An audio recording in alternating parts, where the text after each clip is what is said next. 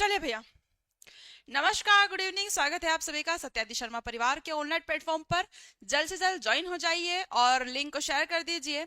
सभी का फिर से एक बार स्वागत है। वेशु, ज्योति, गायत्री, राधा, हर्षिता चौहान, दुर्गेश पाल, शिखा, निशा, धीरज। चलो भैया, काजल, भावना, मनीषा, निशा, जावेद अली, प्रियंका, लक्ष्मी, जया। देखो, मैंने आपसे कहा था कि आज ना इसमें मिक्स क्वेश्चन है। मिक्स का मतलब कैसे वाले? पोषण से भी है, कुपोषण से भी है। पोषण मतलब समझ रहे हो ना आप, वो टोटल रहेगा। ठीक है, जिसमें मैं आपको बेसल मेटाबॉलिक रेट भी इसके अंदर मैं आपको बता दूंगी ना कि वो क्या होती है, तो वो भी हम थोड़ा सा देख लेंगे। हाँ, एडमिट कार्ड भाई इसके बारे में आप छोड़ दो। एडमिट कार्ड के चक्कर में, है ना, एडमिट कार्ड आ जाएंगे, आपको मिल जाएंगे। यहाँ पे सेंट्रल लेवल की एग्जाम नहीं है जो आपको किसी दूसरे राज्य में जाकर वहां पर जो है आपको देना पड़ेगी, एमपी में ही होगा। ठीक है, तो इतना जो है थोड़ा सा आप इतना लोड ना लेकर थोड़ा सा इस पे फोकस करें, है ना। एडमिट कार्ड को जब आना होगा एडमिट कार्ड आ जाएंगे, लेकिन आपकी पढ़ाई भी तो उतनी ही कंप्लीट होनी चाहिए ना अच्छे से, तो आप उस पे फोकस कीजिए। ठीक है, चलो। क्यूट बॉय, प्रतीक्षा, सोनम, संजय, वर्षा, खुशी, आयुषी, लोफिसिया।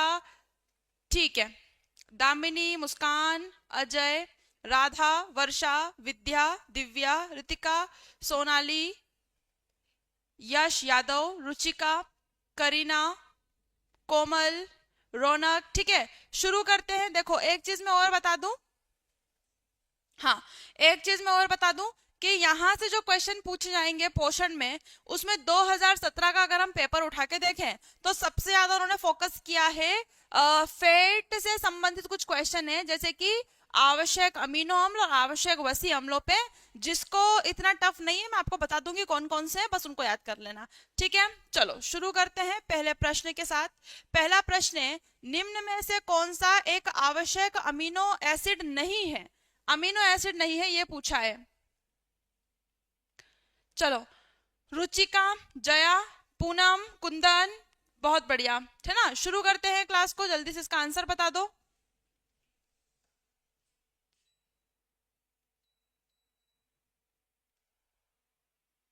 चलो भैया,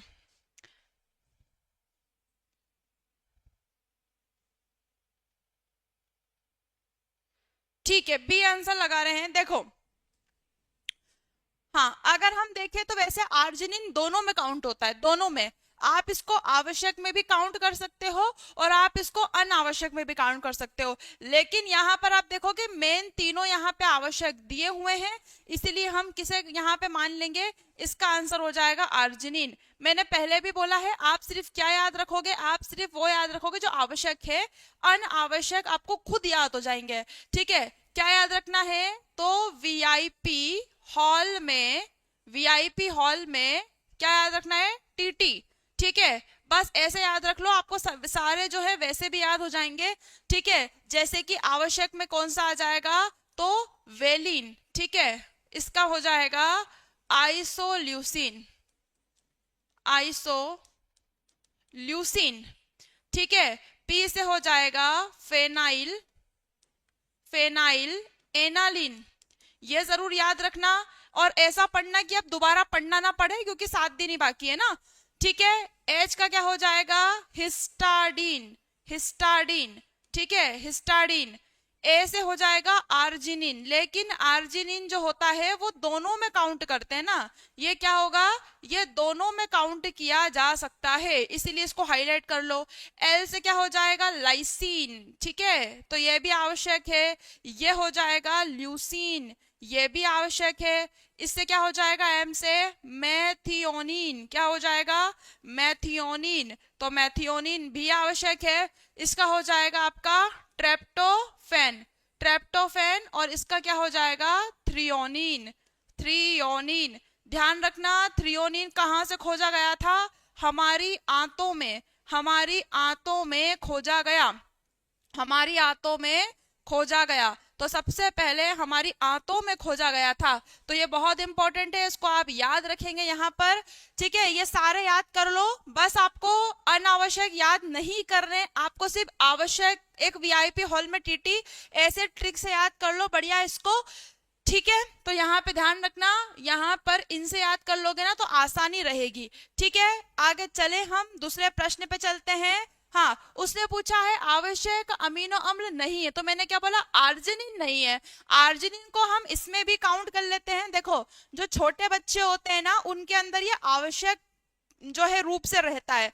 जब हम बड़े हो जाते हैं तब हमारे अंदर ये अनावश्यक बन जाता है, इसीलिए ऐसा बोला गया। आ रही बात समझ में क्यों मैंने बोला? ठीक है, तो इसलिए मैंने ऐसा बोला। नवजात के अंदर तो ये बहुत जरूरी है, हमारे अंदर कोई इतना जो है इसको आवश्यक नहीं माना जाता है ना, इसीलिए वहां पे हमने लिखा है। ठीक है, तो ध्यान रखना इस चीज को। अच्छा, भोपाल में है पेपर। ठीक है, नीमच आया है, मोनिका जोशी का, आंगनवाड़ी कार्यकर्ता है, और इनका चलो भैया बेस्ट ऑफ लक जिन जिनको सेंटर मिला है अभी। बाकी तुम टेंशन मत लो, ओपन भर्ती वालों तुम्हारा भी आ जाएगा। चलो दूसरे प्रश्न पे चलें, इसको मैं सेव कर रही हूँ, एक बार याद जरूर कर लेना पीडीएफ में से देखकर। ठीक है, चलो अब चल, अब बार बार नहीं रटना है, तुम इतने पागल हो ना, अब यही चैप्टर तुम डबल से पढ़ोगे, देखना गारंटी के साथ। जब एग्जाम देने आओगे तब इस चैप्टर को डबल से पढ़ोगे, इतने बड़े बेवकूफ जैसी हरकतें करते हो। चलो दूसरा प्रश्न क्या है, निम्नलिखित कौन सा खाद्य प्रोटीन का अच्छा स्रोत है? आप बताओगे इनमें से प्रोटीन का अच्छा स्रोत कौन सा होगा?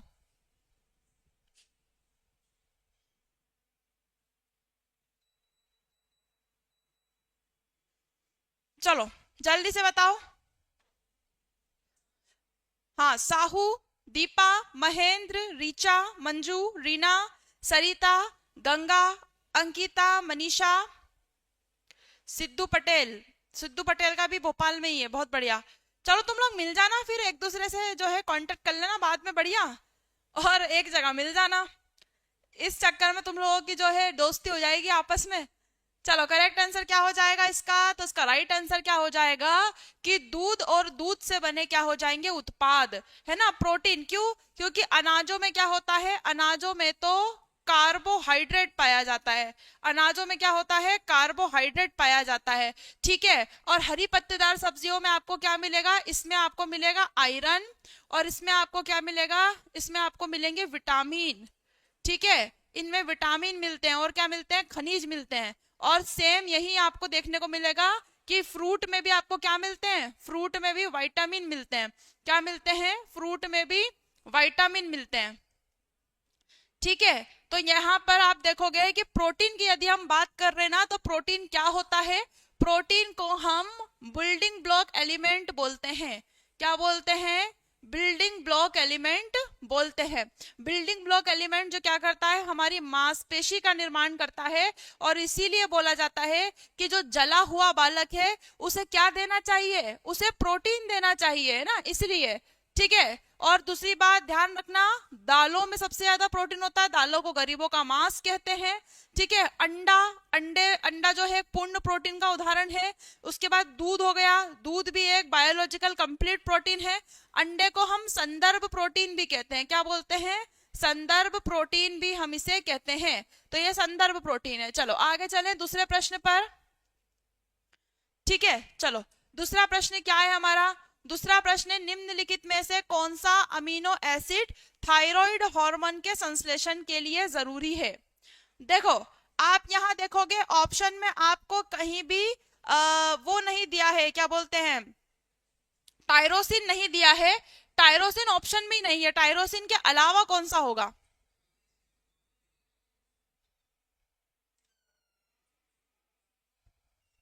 जल्दी से बताओ।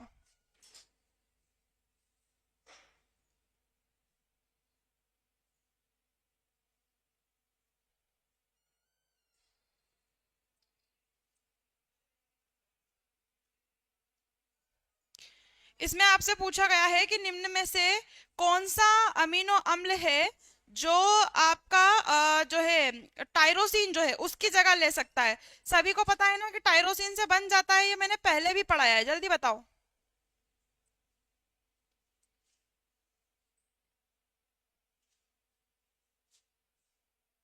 चलो, हाँ, करेक्ट आंसर क्या हो जाएगा? ग्लूटामिन। हाँ, क्या हो जाएगा? Phenyl aniline. Phenyl aniline. देखो, या तो कौन बनाता है, ये आपको दिख रहा है, ये क्या है? ये हमारी थायराइड ग्रंथि है। और मैंने इसी के बारे में बताया था कि देखो, ये वाला जो पार्ट है इसका, ये कहलाता है इस्थेमस। क्या कहलाता है? इस्थेमस कहलाता है। और इसके दो लोब है, एक और ये दो। और ये क्या है? ये हमारा सांस लेने की नली है। क्या है? ये हमारी सांस लेने की नली है। इसके ऊपर थायराइड पाई जाती है, थायराइड है हमारी। ठीक है। अच्छा, अगर ये ऑप्शन में नहीं होता तो सबसे अच्छा आंसर क्या होता? तो जो हमारा थायरोसिन होता है, जो हमारा थायरोसिन होता है वो किससे बनता है? वो दो चीजों से मिलकर बनता है। एक क्या बनता है? एक तो इसमें होता है आयोडीन। एक क्या होता है? एक होता है आयोडीन। और एक क्या होता है?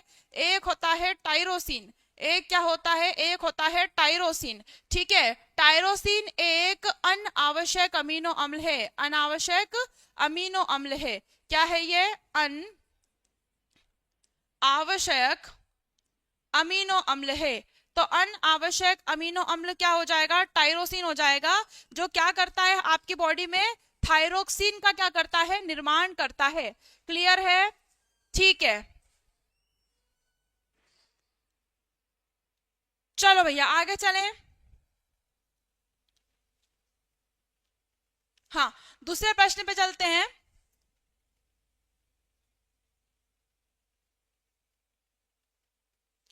ठीक है, दूसरे प्रश्न पे चलें। दूसरा प्रश्न क्या है यहाँ पर? मेरास्मस से पीड़ित शिशु का उदर, वक्ष और वसा का क्षरण होता है तो वो किस श्रेणी का मेरास्मस है? अच्छा प्रश्न है, मैं आपको इसकी पूरी डिटेल जो है बता देती हूँ।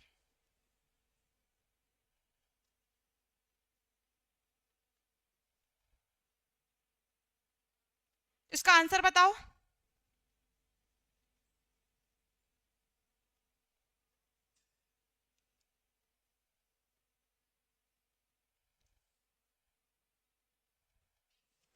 क्या पूछा है उसने?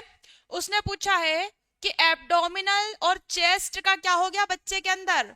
क्षरण हो गया है, तो वो किस कैटेगरी का उदाहरण है? मेरास्मस कौन सी कैटेगरी का होगा? देखो, पहले तो आप ये समझो मेरास्मस में कि मेरास्मस जो होता है, मेरास्मस, मेरास्मस, मेरास्मस का सीधा सा अर्थ है वेस्टिंग। क्या हो जाएगा? सीधा सा अर्थ है वेस्टिंग होना। अब मेरास्मस में क्या देखते हो कि मेरास्मस पहले तो 6 मंथ से लेकर कितने 18 मंथ तक के बच्चे में देखने को मिलता है। सीधी सी बात है। ठीक है। दूसरी चीज ध्यान रखना मेरास्मस के बारे में ही कि मेरास्मस जो होता है आपका, है ना, उसमें प्रोटीन प्लस कैलोरी की कमी होती है। सिर्फ प्रोटीन नहीं, प्रोटीन प्लस कैलोरी की कमी होती है। ये मोस्ट इंपॉर्टेंट है, कैलोरी। इसमें क्या देखने को मिलता है? इसमें बंदर के समान चेहरा, बंदर समान, बंदर समान क्या देखने को मिलता है? चेहरा देखने को मिलता है। और क्या देखने को मिलती है? वसा प्लस मांसपेशी का क्षरण। वसा प्लस मांसपेशी का क्या देखने को मिलता है? क्षरण देखने को मिलता है। तो ये सब तो हमें पता है, ये सब तो हमें पता है। लेकिन मैंने क्या बोला आपको? यहाँ प्रकार पूछे हैं आपसे, प्रकार आपको बताने हैं ना। प्रकार क्या होते हैं, कितने होते हैं? ठीक है। अब देखो प्रकार कैसा हो जाएगा, तो मेरास्मस को हमने कितने प्रकारों में बांटा है? तो ग्रेड 1, सेकेंड, थर्ड और फोर्थ। किस आधार पे? सुनो, अगर किसी बच्चे के अंदर, अगर किसी बच्चे के अंदर क्या हो रहा है? ग्रेड 1 कब बोलेंगे? ग्रेड 1 जब बोलेंगे जब वजन क्या है? वजन कम है। वजन कम है प्लस बच्चे में क्या हो रहा है? उसके जो हिप है ना, उसके जो हिप है, हिप क्या हो गए? हिप की वसा क्या हो गई है? खत्म। मतलब बच्चे का वजन कम और साथ में उसके हिप के ऊपर जो चर्बी है वो कम होना। तो ये ग्रेड 1 का जो है मेरास्मस कहलाता है। अब देखो ग्रेड 2, ग्रेड 2 मेरास्मस किसे बोलेंगे? जब बच्चे की क्या होती है? ये एक्जिला बोलते हैं इसे, एक्जिला या आसपास। तो एक्जिला, ठीक है, एक्जिला प्लस उसके जननांग है ना, जनन जो होते हैं, जनन अंग के, जनन अंग के ऊपर, जनन अंग के ऊपर की वसा क्या होती है? जनन अंग के ऊपर की वसा क्या हो गई? खत्म हो गई। ठीक है, क्या हो गई, खत्म हो गई। ये यहाँ पे और ये जो जांग के आसपास है, अगर यहाँ पर भी वसा खत्म हो गई उसके, तो आप उसे ग्रेड 2 बोलोगे। देखो ग्रेड 1 का मतलब क्या होता है, बच्चे का वजन कम हो गया, हिप की वसा कम हो गई। अब ग्रेड 2 मेरास्मस किसे बोलोगे, ग्रेड 2 मेरास्मस वो होता है जिसके अंदर बच्चे की हिप की वसा भी कम हो गई, वजन भी कम हो गया, और ग्रेड टू का मतलब है साथ में उसके यहाँ पे कॉर्नर पे एक्जिला, यहाँ पे ये भी जो है वसा खत्म हो गई, और उसके जनन अंगों पर भी फैट खत्म हो गया। तो ये तो ग्रेड 2 हो गया। अब ग्रेड 3 किसे बोलेंगे, तो ग्रेड 3 हम बोलेंगे, ग्रेड 3 किसे बोलेंगे, ग्रेड 3 बोलेंगे जब बच्चे में हिप की वसा भी कम हो गई, जब बच्चे में ये जनन अंग की वसा भी कम हो गई, प्लस बच्चे में चेस्ट और उसका पेट है ना, चेस्ट प्लस पेट, इसकी वसा भी क्या हो गई, कम। तो ये कौन सा हो जाएगा, ये हो जाएगा ग्रेड 3 का। और ग्रेड 4 का हम किसे बोलेंगे, तो ग्रेड 4 बोलते हैं जब उसके गालों की वसा भी क्या हो गई, गालों की वसा क्या हो गई, खत्म हो गई है, गालों की वसा भी खत्म हो गई है, प्लस उसके अंदर पूरी बॉडी की वसा क्या हो गई है, खत्म हो गई। आ रही बात समझ में क्या बोल रही हूं मैं, मतलब जब सेकंड स्तर पे पहुंचेगा, तो जब ऐसा मतलब थोड़ी है आप बोलो ग्रेड 2 के अंदर सिर्फ एक्जिला और जनन अंग की ही खत्म होंगे, नहीं, उसको वो ग्रेड 1 को पार कर चुका है, मतलब उसकी हिप की वसा खत्म हो गई, तो ये तो ग्रेड 2 पे आया होगा। ग्रेड 2 के बाद वो ग्रेड 3 पे गया, इसका मतलब क्या है कि हिप और ये वसा खत्म हो गई, और फिर तीसरे नंबर पे उसका चेस्ट और पेट की वसा भी क्या हो गई, खत्म हो गई है। आ रही बात समझ में, तो क्या आंसर होगा, इसका आंसर हो जाएगा ग्रेड 3 का मेरास्मस है ना, ग्रेड 3 का, ऐसे ग्रेड 3 का मेरास्मस है। ठीक है, ये ग्रेड 3 का मेरास्मस हो जाएगा। हाँ, और जितने भी स्टूडेंट लाइव, एक बार वीडियो को लाइक कर दो भैया। चलो दूसरे प्रश्न पे चलें। दूसरा प्रश्न क्या है हमारा, मध्य प्रदेश का सर्वाधिक बाल विवाह वाला जिला कौन सा है। ठीक है, बाल विवाह वाला जिला कौन सा है। ठीक है, ये मैंने पहले भी पढ़ाया है, मैं आपको रिवाइज करवा रही हूँ, एक बार इसे जल्दी से बता दो। मध्य प्रदेश का सर्वाधिक बाल विवाह वाला जिला कौन सा है।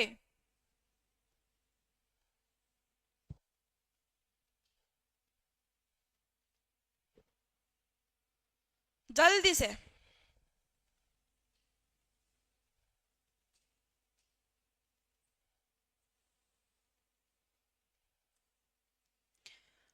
हाँ, कौन सा हो जाएगा, पढ़ाया था, गलती मत करो। सब डी लगा रहे हैं, झाबुआ, बाल विवाह झाबुआ में होते हैं क्या, क्यों हर चीज झाबुआ क्यों लेके पहुंचते तुम, ये बताओ मुझे, इतना मारेंगे ना बड़ा झाबुआ वाल है। ठीक है, झाबुआ में तो होते ही नहीं है, राजगढ़ में तंबाकू की नगरी, 40% बाल विवाह होते हैं, 40% बाल विवाह यहीं पर होते हैं, 40% बाल विवाह। और बालाघाट में क्या होते हैं, सबसे कम बाल विवाह होते हैं, क्या होते हैं, सबसे सबसे कम बाल विवाह। तो सबसे कम बाल विवाह वाला जिला कौन सा है, बालाघाट है, जिसमें मात्र 4.4% क्या होते हैं, बाल विवाह होते हैं। यहाँ पे 40% बाल विवाह आज भी देखे जाते हैं। कहाँ की बात कर रहे हैं, राजगढ़ की बात कर रहे हैं। ठीक है, दूसरी चीज और ध्यान रखना इसी के साथ कि हमारे मध्य प्रदेश में, एमपी में, एमपी में 2013 में क्या चलाया गया था, लाडो अभियान चलाया गया था, है ना, लाडो अभियान चलाया गया था।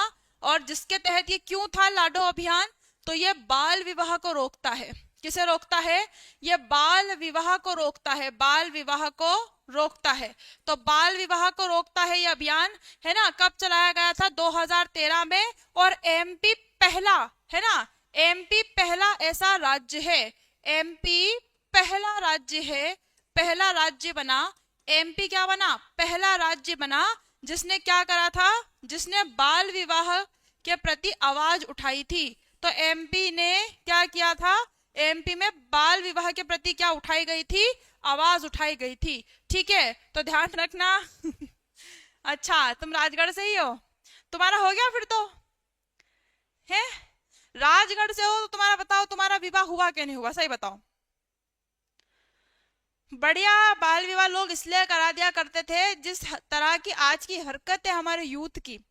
इंस्टाग्राम खोलोगे ना तो 2.5-2.5 इंच के जो बच्चे होते हैं वो भी गर्लफ्रेंड बॉयफ्रेंड बना के घूम रहे हैं, वो भी जो है कंटेंट क्रिएटर बन के घूम रहे हैं।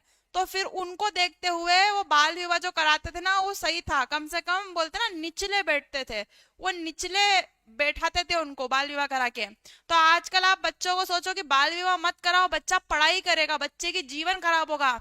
भैया आजकल छोटे छोटे मतलब कि उनसे बड़ा तो चना का दाना होता है, इतने बड़े बच्चे जो है ना वो गर्लफ्रेंड बना के घूम रहे हैं। वो ब्रेकअप जो है शब्द उनको पता है क्या होता है। मैं समझ रहे हो इस बात को? तो मेरे हिसाब से ऐसे बच्चों के लिए बाल विवाह प्रतिबंध करना मतलब मुसीबत मोल ले ली एमपी ने। तो कोई मतलब नहीं है, आप उनकी अच्छाई के लिए सोच रहे हो और वो वैसे भी आपसे 4 कदम आगे हैं। ठीक है, अभी तुम्हारी एज वाले सिंगल घूम रहे होंगे पर उनके पास 3 से 4 गर्लफ्रेंड होंगी। तो कोई मतलब थोड़ी है, ये बाल विवाह ऐसे बच्चों के लिए तुमने प्रतिबंध कराया है जो खुद ही बाल में विवाह करना चाहते हैं। आई बात समझ में? कोई अर्थ नहीं है ना। तो ऐसी पीढ़ी के लिए क्या ही इस लाडो अभियान को चलाना, वेस्ट है ये, फालतू का। ठीक है, ऐसा लग रहा है कि ये हमारे लिए श्रापित हो गया है। ठीक है, चलो आगे चलते हैं दूसरे प्रश्न पर। पूछा है मध्य प्रदेश का न्यूनतम बाल एनीमिया वाला जिला कौन सा है?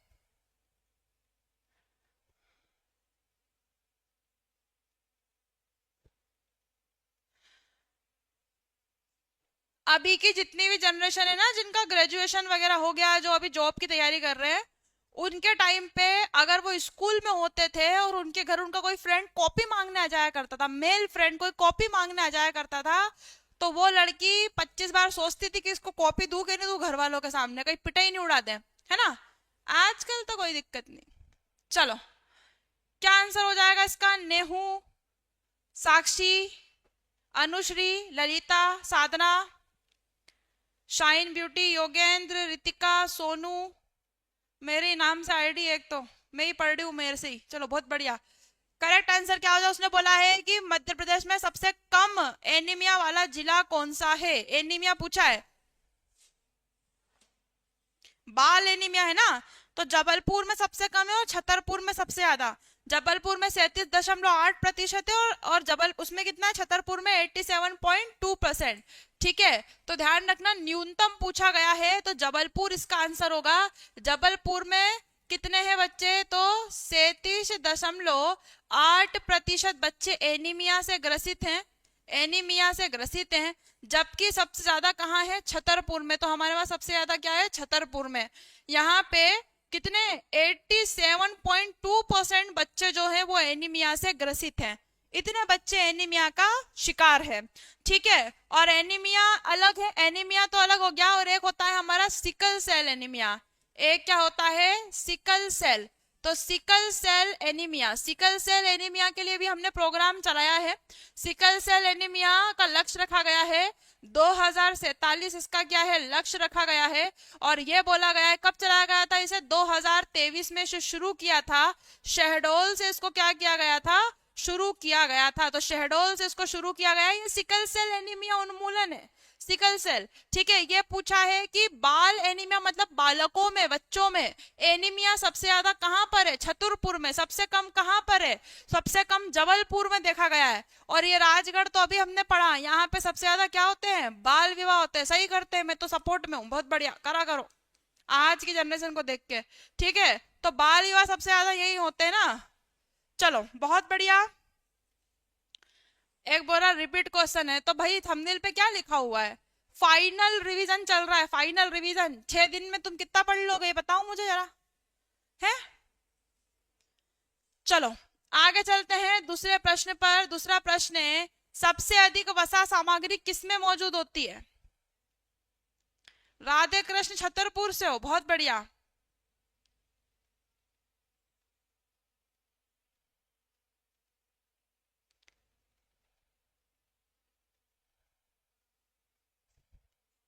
अब 6 दिन में बस वो पढ़ना है जो काम का है हमारे, मतलब पढ़ तो हमने सब लिया, अब फाइनल हमको एक क्या करना है? फिनिशिंग देनी है।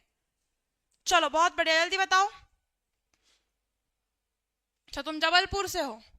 हाँ, उसने बोला है कि वसा किसमें सबसे ज्यादा होती है, तो किसमें होती है, बाजरे में होती है। किसमें होती है, बाजरा में होती है।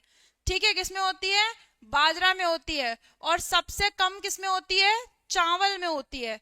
ठीक है, और इसमें बाजरा में होती है 5% जो है, इसके अंदर क्या मिलेगा आपको, इसके 100 ग्राम में, इसके 100 ग्राम में 5% क्या मिलेगी, वसा मिलेगी। जबकि अगर हम किसकी बात कर ले, जबकि अगर हम मक्का की बात कर ले तो आपको कितना मिलेगा, 3% जो है क्या मिलेगी यहाँ पर आपको, यहाँ पर वसा मिलेगी। बाजरे के बाद वसा के अंदर ही वसा जो है वो मक्के में पाई जाती है ना, और सबसे कम किसमें है, चावल में है। सबसे कम वसा किसमें होती है, चावल में होती है। ध्यान रखना, आपको प्रतिदिन 20% से अधिक वसा नहीं लेनी होती। तो प्रतिदिन 20%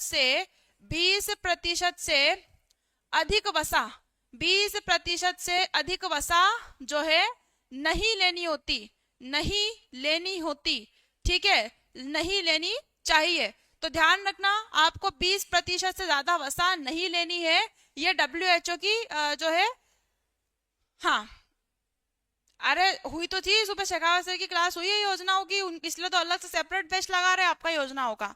ठीक है, चलो, तो ध्यान रखना यहाँ पर 20% ज्यादा आपको वसा नहीं लेनी है। ठीक है, तो यहाँ पर कार्बोहाइड्रेट जो आप जिससे लेते हो अनाजों से, उनमें भी वसा होती है। और 1 ग्राम जो वसा है, 1 ग्राम वसा में कितने कैलोरी होते हैं, तो 9 किलो कैलोरी आप यहाँ पर देखते हो। ठीक है, उसके अलावा ये चीज भी ध्यान रखना इसके अंदर कि प्रति ग्राम सबसे ज्यादा वसा इसी में है। प्रति ग्राम सर्वाधिक वसा, प्रति ग्राम सर्वाधिक वसा किसमें है, इसी में है। ठीक है, प्रति ग्राम सर्वाधिक कैलोरी, प्रति ग्राम सर्वाधिक कैलोरी वसा में होती है। ठीक है, चलो भैया दूसरे प्रश्न पे चले।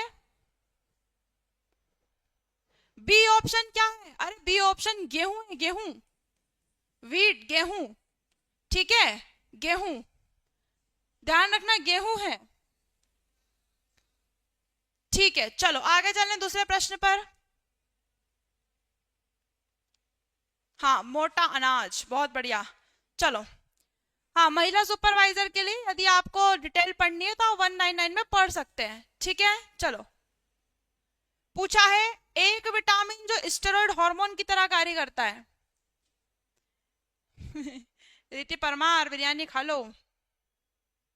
क्यों, एक बात बताओ, तुम कुंभ में बैठ के स्नान कर रहे हो, खत्म हो गया अब तो कुंभ। तुमको पता है कुंभ के पानी का BOD लेवल कितना जा चुका है। तुम पाप धोने जा रहे हो और बीमार पड़ के आओगे।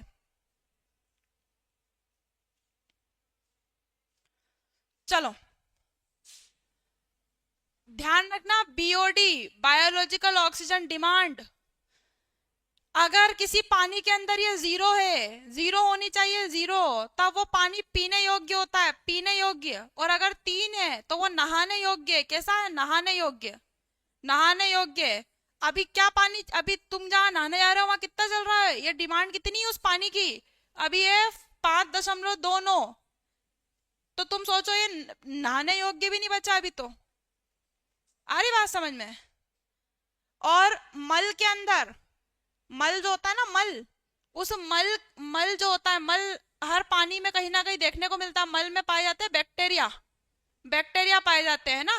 तो ये बैक्टीरिया अगर किसी पानी के अंदर 2500 है तो वो पानी नहाने योग्य होता है, नहाने योग्य। अभी कितना चल रहा है ये फीकल बैक्टीरिया, ये फीकल बैक्टीरिया उस पानी में है आपके 49,000, 49,000 जो मल होते हैं ना, मल से जो बैक्टीरिया आते हैं। आ रही बात समझ में है। थोड़ा सा अकल से काम लगाओ, 7 तारीख को एग्जाम है और बीमार हो क्या होगे। चलो भैया, करेक्ट आंसर क्या हो जाएगा इसका, हाँ, इसका राइट आंसर क्या हो जाएगा, विटामिन डी। क्यों भैया, देखो हमारी बॉडी में क्या पाई जाती है, वसा, और वसा से बनता है कोलेस्ट्रॉल, वसा से क्या बनता है, कोलेस्ट्रॉल। ठीक है, और कोलेस्ट्रॉल से बनता है स्टेरॉइड, कोलेस्ट्रॉल से क्या बनता है, स्टेरॉइड बनता है। आ रही बात समझ में।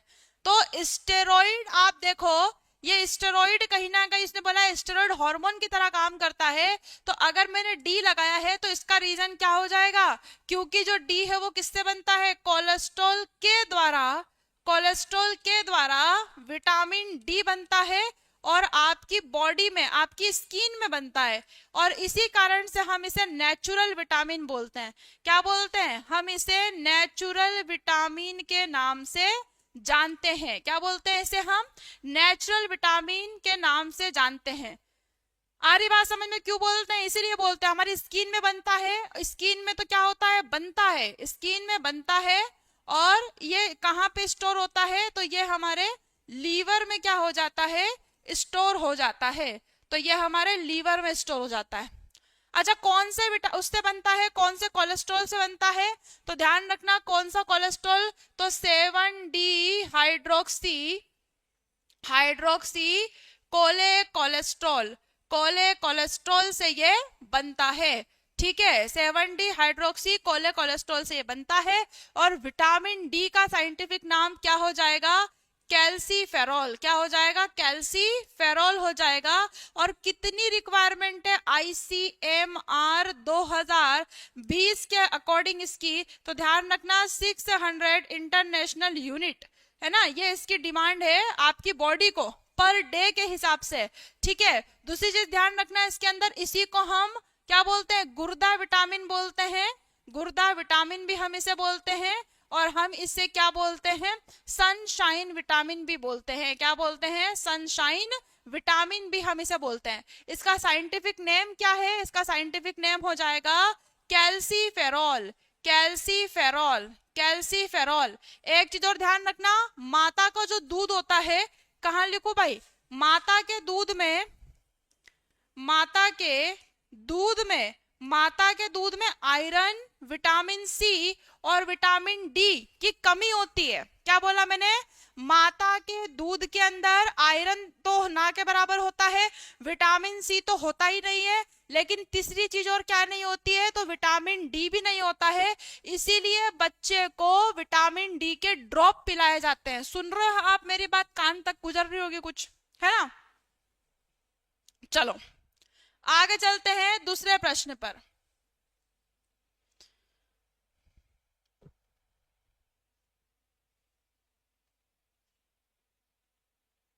ठीक है, हाँ इसके ड्रॉप भी दिए जाते हैं विटामिन डी के। चलो दूसरा, अनाज और बाजरा में कैल्शियम का सबसे अच्छा स्रोत कौन सा मिलेगा, आपको बताना है कैल्शियम का सबसे अच्छा स्रोत कौन सा है। अलंकृता सिंह अरे तुम्हारे पेट में प्रॉब्लम है, पाचन सही नहीं है ना, वो तुम्हें एसिडिटी हो गई है, तुम्हें एसिडिटी की प्रॉब्लम है, तो तुम उसके लिए कोई ऐसी ऐसी जो है दवा लो मेडिकल से, जो बहुत अच्छे से खाना हजम करे। ठीक है, और थोड़ा सा ज्यादा मत खाओ खाना, थोड़ा थोड़ा टाइम पे थोड़ा थोड़ा खाओ, तुमको एसिडिटी हो रही है वो। ठीक है, मतलब कि कब्ज हो गया है बॉडी के अंदर बहुत ज्यादा। चलो रागी है ना, किसमें मिलेगा, रागी में सबसे ज्यादा कैल्शियम मिलता है। और अगर पूछे किसमें, तो ध्यान रखना सीताफल में भी मिलता है, मैंने बताया भी था आपको, सीताफल में। तो सीताफल में भी क्या मिलता है आपको, भरपूर कैल्शियम मिलता है। ठीक है, और कैल्शियम की रिक्वायरमेंट ICMR के अकॉर्डिंग कितनी है, तो ICMR के अकॉर्डिंग अगर कैल्शियम पूछ लिया जाए, क्या पूछ लिया जाए, अगर कैल्शियम पूछ लिया जाए तो क्या लगाओगे, तो ध्यान रखना अगर कोई मेल है, अगर फीमेल का पूछ ले, अगर वो किसका पूछ ले, गर्भवती का पूछ ले। ठीक है, अगर वो किसका पूछ ले, धात्री का पूछ ले, अगर वो किसका पूछ ले, यहाँ 0 से 6 मंथ के बच्चे का पूछ ले, या फिर वो किसका पूछ ले, 7 से 12 वाले बच्चे का पूछ ले। तो कैल्शियम की रिक्वायरमेंट इन सबके लिए कितनी है, तो मेल के लिए 1000 है, फीमेल के लिए भी 1000 है, गर्भवती के लिए भी 1000 है, धात्री 1200 लेगी, और बच्चे कितने लेंगे, 300 लेंगे। ठीक है, कितने लेंगे, 300 लेंगे। ये बहुत सिंपल है। मेज क्या होता है, इसको बोलते हैं मक्का, इसको बोलते हैं मक्का, है ना। ये लिखा है बाजरा, ये लिखा है चावल, क्या है ये है चावल। क्लियर है, चलो, तो फ्रूट पूछे तो सीताफल में सबसे ज्यादा कैल्शियम होता है। अगर वो अनाज पूछे तो रागी में सबसे ज्यादा जो है आपका कैल्शियम होता है। और इसके अलावा कैल्शियम और किस में मिलेगा आपको, तो अंडे और दूध में, अंडे प्लस दूध में। ठीक है, तो अंडे और दूध में ध्यान रखना कैल्शियम की गोली के साथ दूध ही दिया जाता है, इसीलिए कैल्शियम की गोली के साथ हम क्या देते हैं, दूध देते हैं। ठीक है, चलो, तो यहाँ पे ये पूरा है, ध्यान रखना है, पूरा सीक्वेंस लिखा हुआ है। आईसीएमआर के अकॉर्डिंग इतना कैल्शियम की रिक्वायरमेंट आपकी बॉडी को होनी चाहिए। रागी क्या होती है, रागी देखो, वो देखा है क्या, राजमा देखा, राजमा को छोटे छोटे दानों में कन्वर्ट कर लो, लाल लाल कलर के, वो रागी होती है। अनाज है एक प्रकार से रागी का भी, है ना, रागी भी एक प्रकार से अनाज ही है, पर वो ऐसा होता है लाल लाल कलर के दानों जैसा होता है। रागी मोटा अनाज टाइप का होता है, वो दाल जैसा होता है, रेड कलर का। निम्नलिखित में से कौन सा भारत में प्रमुख पोषण कार्यक्रम नहीं है। ठीक है, चलो जल्दी बता दो, ये तो बहुत सिंपल ही लिखा हुआ है सब।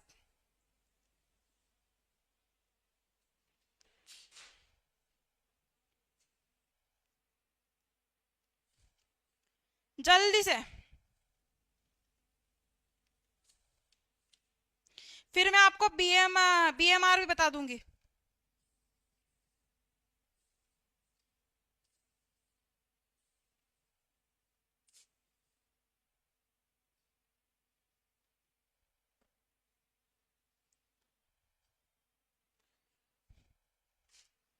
ठीक है, चलो लगा लिया उत्तर, क्या आंसर होगा इसका, बदला तो नहीं गया, नहीं बदला। ठीक है, करेक्ट आंसर क्या हो जाएगा, तो ध्यान रखना ये कोई पोषण प्रोग्राम है क्या, वाटर सप्लाई वाला नहीं है। जबकि आप देखोगे यहाँ पर आईसीडीएस, आईसीडीएस जिसको हम क्या बोलते हैं, सक्षम आंगनवाड़ी, अब क्या बोलते हैं इसे, सक्षम आंगनवाड़ी, आंगनवाड़ी 2.0 हम इसे बोलते हैं। ये कब लॉन्च हुआ था आईसीडीएस, इसे हिंदी में बोलते हैं एकीकृत बाल विकास योजना, एकीकृत बाल विकास योजना। ठीक है, या फिर स्कीम जो आप बोलना चाहो। ठीक है, एकीकृत बाल विकास योजना या स्कीम जो आप बोलो। ठीक है, कब लॉन्च हुई थी, 2 अक्टूबर 1975 में हुई थी। अच्छा, ये इसका हार्ट किसे बोला गया है, तो इसका हृदय किसे बोलेंगे, तो आईसीडीएस का दिल किसे बोलते हैं, आंगनवाड़ी को बोलते हैं। किसे बोलते हैं, आंगनवाड़ी को बोला जाता है, आंगनवाड़ी को बोला जाता है, इसका दिल बोलते हैं हम। ठीक है, और एक चीज ध्यान रखना यहाँ पे, आंगनवाड़ी में ये सब काम कौन करती है, सेवाएं कौन प्रदान करती है आईसीडीएस की, तो सेवाएं कितनी हमारे पास, 6 सेवाएं हैं। किनके द्वारा प्रदान की जाती है, तो आंगनवाड़ी कार्यकर्ता के द्वारा, आंगनवाड़ी कार्यकर्ता ये सब काम करती है। ठीक है, जमीनी स्तर पे लागू करती है। आंगनवाड़ी कार्यकर्ता 400 से 800 की जनसंख्या पे बनाई जाती है। और ध्यान रखना मॉनिटरिंग कौन करता है, मॉनिटरिंग कौन करता है, मॉनिटरिंग का मतलब क्या होता है, लेखा जोखे को देखना। आ रही बात समझ में, लेखा जोखा देखता कौन है, हाँ लेखा जोखा कौन देखता है, तो लेखा जोखा देखता है सीडीपीओ, है ना। तो सीडीपीओ आपने सुना होगा ना, बाल विकास जो है एक प्रकार से अधिकारी जो हम बोलते हैं, जो बालकों के लिए काम करते हैं, उनकी ग्रोथ वगैरह, उनके विकास का मॉनिटरिंग करते हैं।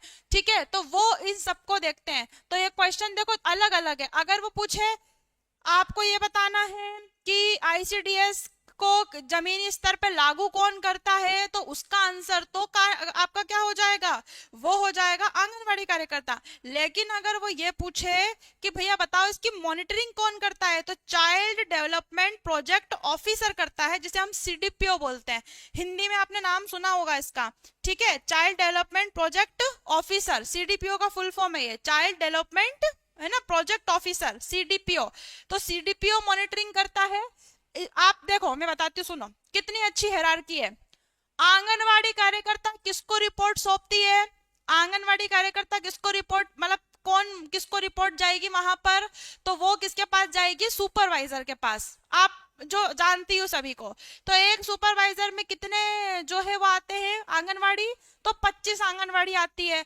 अब लेकिन ये किसको रिपोर्ट देंगी, भाई सुपरवाइजर किसको रिपोर्ट देंगी, कोई तो होगा ना। तो सुपरवाइजर जिसको रिपोर्ट देती है वो कौन है, सीडीपीओ होता है। आपको सीडीपीओ को रिपोर्ट देनी पड़ती है। हाँ, इसके अंडर सुपरवाइजर होती है ना, तो एक सीडीपीओ के अंदर अंतर्गत 4 सुपरवाइजर होती है और प्रत्येक सुपरवाइजर के अंतर्गत 25 से 26 आंगनवाड़ी होती है। आ रही बात समझ में? तो ऐसी हायरार्की चलती है, इन्हीं को देती है ना। ये जो है चाइल्ड डेवलपमेंट प्रोजेक्ट ऑफिसर को आप क्या दोगे, यहाँ पर रिपोर्ट पेश करते हो कि काम सही से चल रहा है या नहीं। और कितनी सेवाएं मिलती हैं हमें आईसीडीएस की? 6 सेवाएं मिलती है, जिसमें टीकाकरण, पूरक पोषण आहार, इन सभी होता है। ठीक है, चलो। हाँ, और मिड डे मील स्कीम तो आप सभी को पता है किससे संबंधित है, ये स्कूल से संबंधित है। किससे भाई? स्कूल में क्या मिलता है? भोजन मिलता है प्राइमरी स्कूल के बच्चों को, 1 से 5वीं और छठी से 8वीं को 700 कैलोरी मिलती है और बाकी सबको 300 कैलोरी मिलती है। आ रही बात समझ में? ठीक है, चलो। तो यहाँ पे चीज ध्यान रखना आप जरूरी कि सुपरवाइजर से ऊपर अगर कोई पद है तो फिर वो सीडीपीओ जो है, आपको सुपरवाइजर से ऊपर जाना है तो आप सीडीपीओ के लिए जो है ट्राई करो। ठीक है, चलो आगे चलते हैं दूसरे प्रश्न पर। दूसरा प्रश्न है, कौन सा विटामिन हीट स्टेबल विटामिन है? सोडियम कैसे बढ़ता है? सोडियम ऐसे बढ़ता है कि तुम जो है नमक ज्यादा खाते हो, नमक ज्यादा खाने वालों की बॉडी में सोडियम बढ़ जाता है। हाँ, सीडीपीओ डीपीओ को रिपोर्ट करता है। अरे छोड़ो, तुम तो पीएम प्रधानमंत्री के लिए देना, सीधा चुनाव लड़ना अब क्या। हाँ, अब तो पीएम पोषण मिशन है, वो पोषण शक्ति मिशन के नाम से पूरा हो। B12 बहुत बढ़िया, एक ऐसा विटामिन जिसको गर्म करने पर भी वो खत्म नहीं होता। आ रही बात समझ में? हीट स्टेबल का मतलब क्या होता है? स्टेबल का मतलब है जो गर्मी में भी बना रहे। ठीक है, ये क्या रहता है? गर्मी में बना रहे। तो गर्मी में जो क्या ना हो, गर्मी में खत्म ना हो, गर्मी में खत्म ना हो। तो गर्मी में भी खत्म ना हो ऐसा विटामिन कौन सा है हमारा? B12 विटामिन को हम बोलते हैं यहाँ पे। तो B12 इसका आंसर हो जाएगा, ये हीट स्टेबल विटामिन है। ठीक है, तो ध्यान रखना, यहाँ मैं 3 विटामिन देखो लिखती हूँ, आपकी एग्जाम में पूछा गया है। सबसे पहला, खाने को ज्यादा गर्म करने पर, खाने को ज्यादा गर्म करने पर कौन सा नष्ट हो जाता है? तो वो B9 फॉलिक एसिड खत्म हो जाते हैं। ठीक है, अगर वो पूछे सिर्फ भोजन हल्का गर्म करने पर कौन सा नष्ट हो जाता है? हल्का गर्म करने पर अगर ये प्रश्न आता है, ये 2017 में पूछा गया था, सुपरवाइजर का क्वेश्चन नहीं है, PYQ में पूछा था। तो भोजन गर्म करने पे, हल्का गर्म करने पे नष्ट कौन सा हो जाता है? तो वो हो जाता है B1 थायमिन। ठीक है, और अगर वो सीधा ये शब्द देके पूछे कि बताओ इसमें से कौन सा ऊष्मा संवेदी विटामिन है, तो संवेदी विटामिन कौन सा लगाओगे? तो वो लगाओगे C। जो C क्या होता है? सब्जी धोने पे भी खत्म हो जाता है। क्या होता है? सब्जी धोने पर। तो सब्जी धोने पर क्या होता है? धोने पर क्या होता है? ये नष्ट हो जाता है। तो ये सब्जी धोने पर भी नष्ट हो जाता है। आ रही बात समझ में?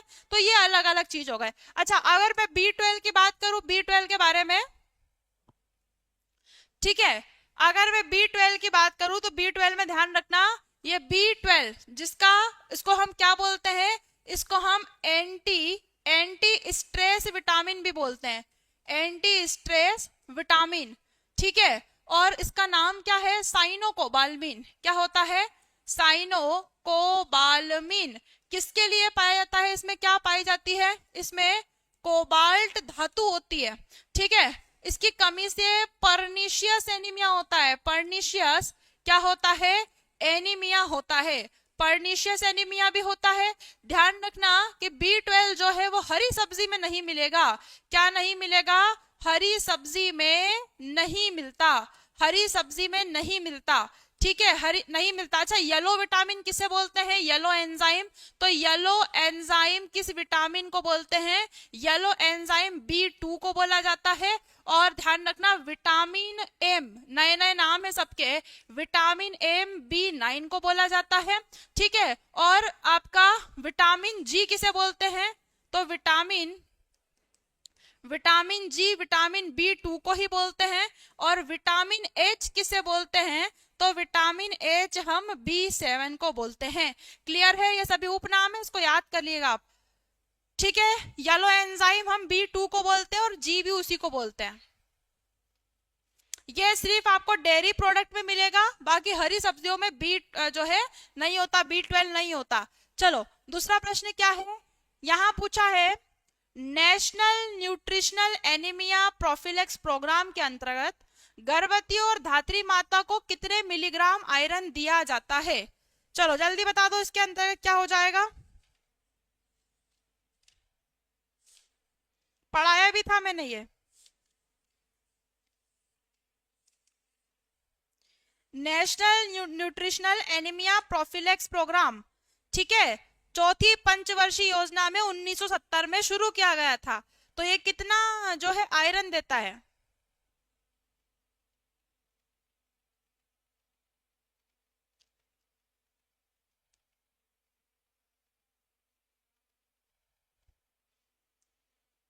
आयरन कितना देता है ये, देखो 100 mg तो आयरन देता है और 0.5 mg फोलिक एसिड की टेबलेट देता है। क्या देता है, तो इसके अंदर क्या देखोगे आप, इसमें देखोगे आप कि 100 mg तो ये क्या देगा, इनको आयरन देगा, प्लस ये क्या देता है, ये फोलिक एसिड भी देता है। क्या देता है, फोलिक एसिड। कब तक दी जाती है, तो हीमोग्लोबिन की जो कमी है, हीमोग्लोबिन हीमोग्लोबिन की कमी, हीमोग्लोबिन की कमी है ना, हीमोग्लोबिन की कमी पूरी होने के भी 2-3 महीने तक, होने के भी 2-3 मंथ तक दी जाती है। कब चालू हुआ था ये प्रोग्राम, इसको 1970 में लॉन्च किया था, चौथी पंचवर्षीय योजना के अंतर्गत। ठीक है, तो 4 ईयर प्लान जो था, चौथी पंचवर्षीय योजना थी आपकी 4 ईयर प्लान के अंतर्गत, इसको जो क्या किया गया था, इसको लॉन्च किया गया था। ये एनीमिया को खत्म करने के लिए जो है चलाया गया था। साथ में ध्यान रखना कि गांव के बच्चे 3 से 6 साल के जो बच्चे थे उनके लिए भी क्या चलाया गया था 1970 में, बालवाड़ी। 2017 का प्रश्न तुम लोगों का याद करो, या स्टार लगा के लिख रही हूं मैं, ये कब आया था, इसको तो 1970 में चलाया था, लेकिन ये 2017 का पूछा गया PYQ है। देखो कैसे पूछा गया था, पूछा गया था बालवाड़ी पोषण प्रोग्राम। बालवाड़ी पोषण प्रोग्राम कब चलाया गया था, तो बालवाड़ी पोषण जो प्रोग्राम है वो कब चलाया गया था, ये भी 1970 में चलाया था। इसमें 3 से 6 वर्ष के बच्चों को क्या दिया जाता है, तो इसमें 300 किलो कैलोरी दी जाती है और 10 से 12 ग्राम क्या दिया जाता है, प्रोटीन दिया जाता है। क्या दिया जाता है, प्रोटीन दिया जाता है। आ रही बात समझ में, बालवाड़ी का प्रश्न पूछा गया है। ठीक है, प्रेगनेंसी खत्म करने की मेडिसिन से क्या बॉडी को कोई नुकसान होता है, बॉडी को नुकसान, ब्लड लॉस होता है, और क्या होता है, ब्लड लॉस होता है, दिक्कत तो होती है, मतलब वो बॉडी में पेन बहुत होता है। जब भी कोई मिसकैरेज की मेडिसिन खाता है तो बहुत ज्यादा दर्द होता है, असहनीय। ठीक है, चलो ये जरूर ध्यान रखना, बालवाड़ी पूछा गया था PYQ में। 3 से 6 वर्ष के गांव के बच्चों को क्या देते हैं, खाना पीना या कैलोरी देते हैं, ये पूछा गया था। ठीक है, चलो खा सकते हैं फॉलिक एसिड तो बिना गर्भवती के लिए भी खा सकते हैं, कोई इशू नहीं है। ठीक है, चलो दूसरा प्रश्न, अनाजों में कौन सा आवश्यक अमीनो एसिड की कमी होती है, जल्दी बताओ इसका आंसर क्या होगा।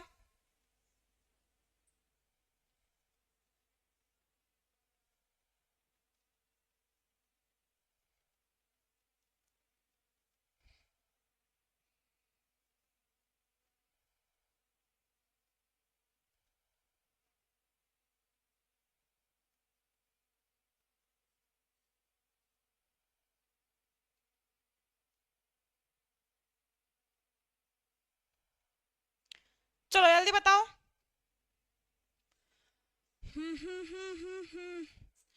रुबेला में कौन सा टेस्ट होता है, रुबेला में IgG एंटीबॉडी का टेस्ट होता है, या IgM एंटीबॉडी का टेस्ट होता है, और जो है इसका नाम भी इम्यूनोग्लोबिन ऐसे है, इम्यूनोग्लोबिन ऐसे है जो है यूज करते हैं।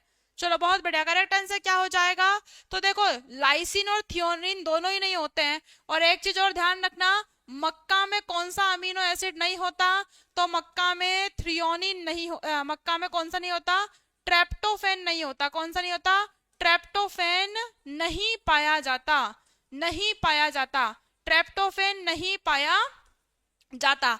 आपको मैं एक बहुत अच्छी बात बताती हूँ, सुनना। आप लोग ने कितना, अगर आपने पूरी क्लासेस मेरी ज्वाइन करी है ना, तो एक बात आपके लिए बहुत अच्छी बताती हूँ मैं, सुनना। एक क्वेश्चन मैंने कल कराया था 2017 का, प्रीवियस ईयर याद हो तो, प्रीवियस ईयर ही कराया था, जिसमें मैंने आपसे ये पूछा था कि खसरे की वैक्सीन लगाने के कितने दिन बाद प्रतिरक्षा तैयार होती है। पूछा था कि नहीं पूछा था? सेम वही क्वेश्चन पूछा था आपसे। तो ध्यान रखना, 11 से 12 दिन में क्या होती है, वो प्रतिरक्षा क्या होती है, कंप्लीट होती है। मतलब 11 से 12 दिन में प्रतिरक्षा क्या होती है, आपकी बॉडी डेवलप करती है। पूछा था कि नहीं पूछा था? अभी 2 दिन पहले का प्रश्न है, याद करो। आपने आंसर भी लगाया था, 11 से 12 दिनों में होती, लगाया था ना। ये प्रीवियस ईयर तो है ही, लेकिन आपको ये सुन के हैरानी होगी कि ये क्वेश्चन नर्सिंग का प्रीवियस ईयर है। यह क्वेश्चन नर्सिंग का प्रीवियस ईयर है। यह क्वेश्चन एएनएम में आया हुआ है।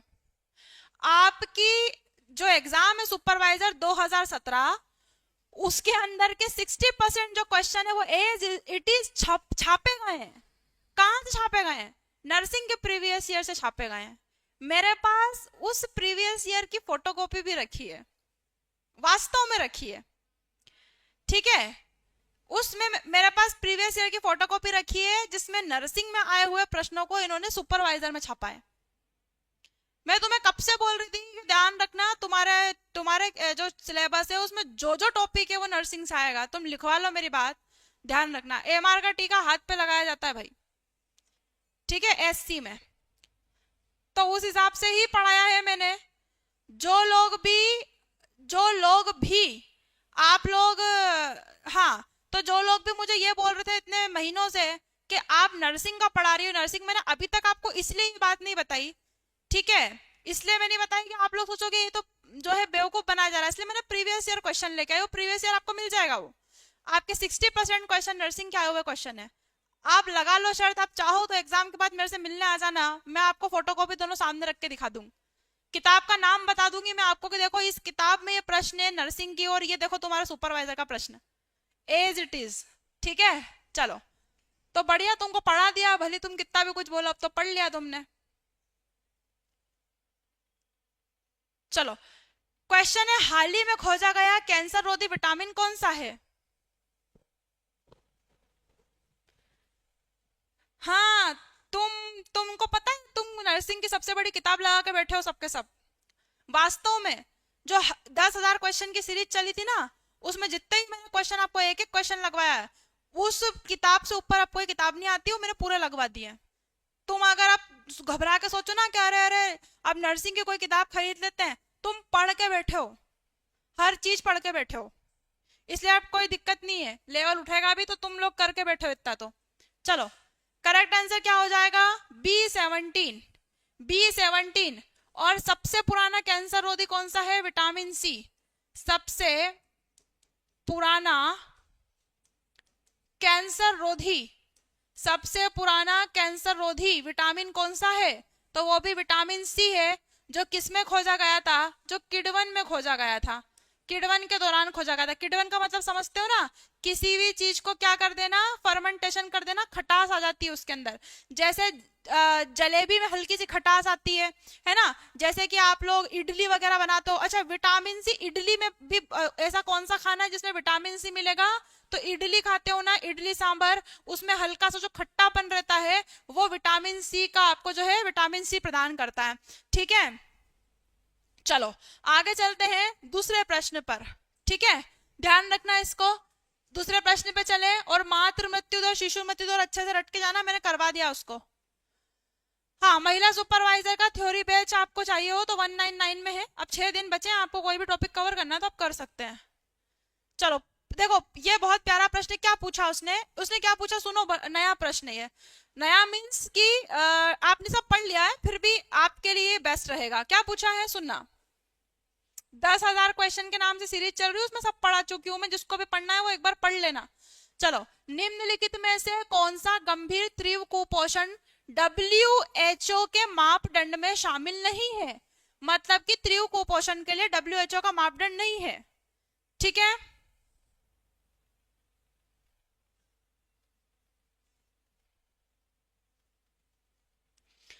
WHO इनमें से किसे जो है नहीं रखता मापदंड में, बताओ जल्दी। तीव्र कुपोषण,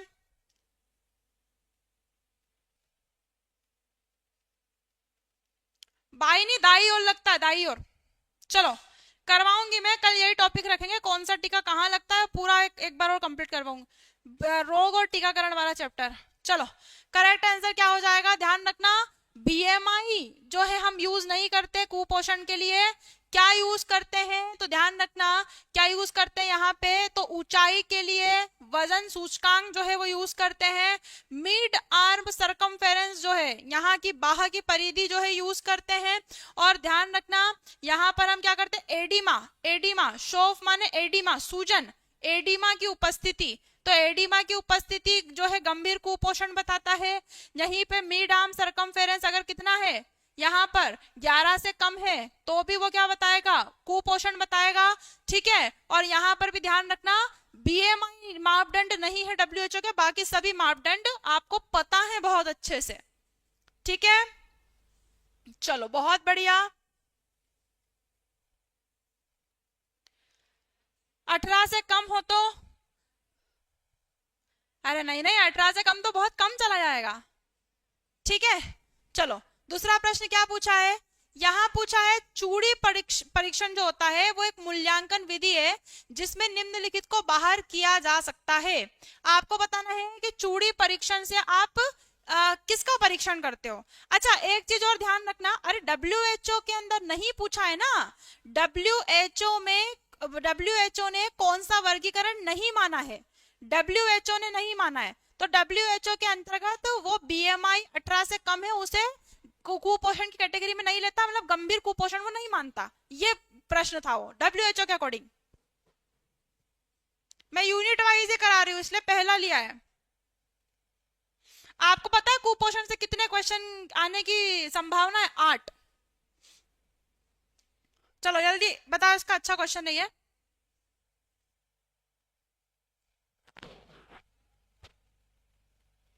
बहुत बढ़िया, करेक्ट आंसर क्या हो जाएगा इसका, माल न्यूट्रिशन। अच्छा मैं एक चीज और बता दूं कि 5 साल तक 5 साल तक के बच्चे जो होते हैं ना उनकी बाह की परिधि में ज्यादा अंतर नहीं होता है ना, ज्यादा अंतर नहीं होता। अच्छा एक चीज बहुत अच्छी बताती हूँ, कॉपी पेन लेके बैठो तो नोट करना या फिर स्क्रीनशॉट लेना उसका। मैं आपको बीएमआर के कुछ आंकड़े लिखवाती हूँ, वो बहुत आपके जो है काम आने वाले हैं, ठीक है। चलो देखो बीएमआर क्या होता है, बीएमआर के बारे में सुनो, बीएमआर क्या होता है सुन लो। बीएमआर का मतलब होता है हमारी आधार उपापचयी क्रिया या दर, आधार उपापचयी दर। आप याद करो 2017 में पूछा गया था कि बताओ पुरुषों की तुलना में महिलाओं की बीएमआर कैसी होती है, महिलाओं में बीएमआर कैसा होता है, तो आंसर क्या माना था, कम माना था। अब इसमें देखो सब में बीएमआर जो है सभी एज में क्या होती है, ज्यादा होती है, लेकिन आपसे अगर पूछ लिया जाए कि बीएमआर कब घटती है, तो 25 से लेके 45 की उम्र तक प्रत्येक 10 वर्ष में हमारी बीएमआर 3% कम हो जाती है, ठीक है। तो लिख लेना इसको कि 25 से 45 की उम्र में, 45 की आयु में प्रत्येक 10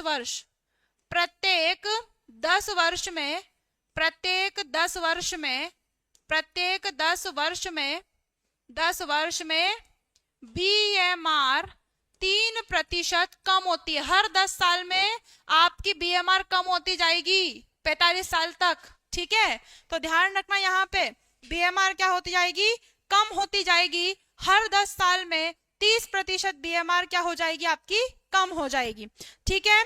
और 65 वर्ष के बाद 7% बीएमआर क्या होती है, तो यहाँ पर कम हो जाएगी, ठीक है। क्या हो जाएगी, 65 के बाद कितनी कमी आती है, तो 65 के बाद 7% कमी आ जाती है। तभी तो हमारी बॉडी में क्या होता है, 65 के बाद हमारी हेल्थ नहीं बचती इतनी। बीएमआर का मतलब क्या होता है, बॉडी के अंदर ऊर्जा बनाने की जो कैपेसिटी होती है उसको बोलते हैं। ठीक है, तो ये ध्यान रखना, 25 से 45 के बीच में हर 10 साल में 3% घटती जाएगी, और 65 के बाद कितनी बीएमआर घटती है, तो आपकी 7% बीएमआर हर साल घटती है। बीएमआर का फुल फॉर्म लिखा तो आधार उपापचय दर, है ना, बेसल मेटाबॉलिक रेट। और इसे कंट्रोल कौन करता है, इसे कंट्रोल कौन सी ग्रंथि करती है, थायराइड करती है। कौन सी करती है, थायराइड करती है। थायराइड ग्रंथि इसे क्या करती है, कंट्रोल करती है। ठीक है, हाँ आगे चलते हैं दूसरे प्रश्न पर। दूसरा प्रश्न क्या लिखा हुआ है, दूसरा प्रश्न पूछा है, निम्नलिखित में से किस प्रकार के कुपोषण में लंबाई के अनुपात में कम वजन को दर्शाया जाता है। ठीक है, ये इंग्लिश में नाम देख लेना आप, हिंदी में बिल्कुल हिंदी अनुवाद आपको समझ नहीं आए तो इंग्लिश में भी लिखा हुआ है।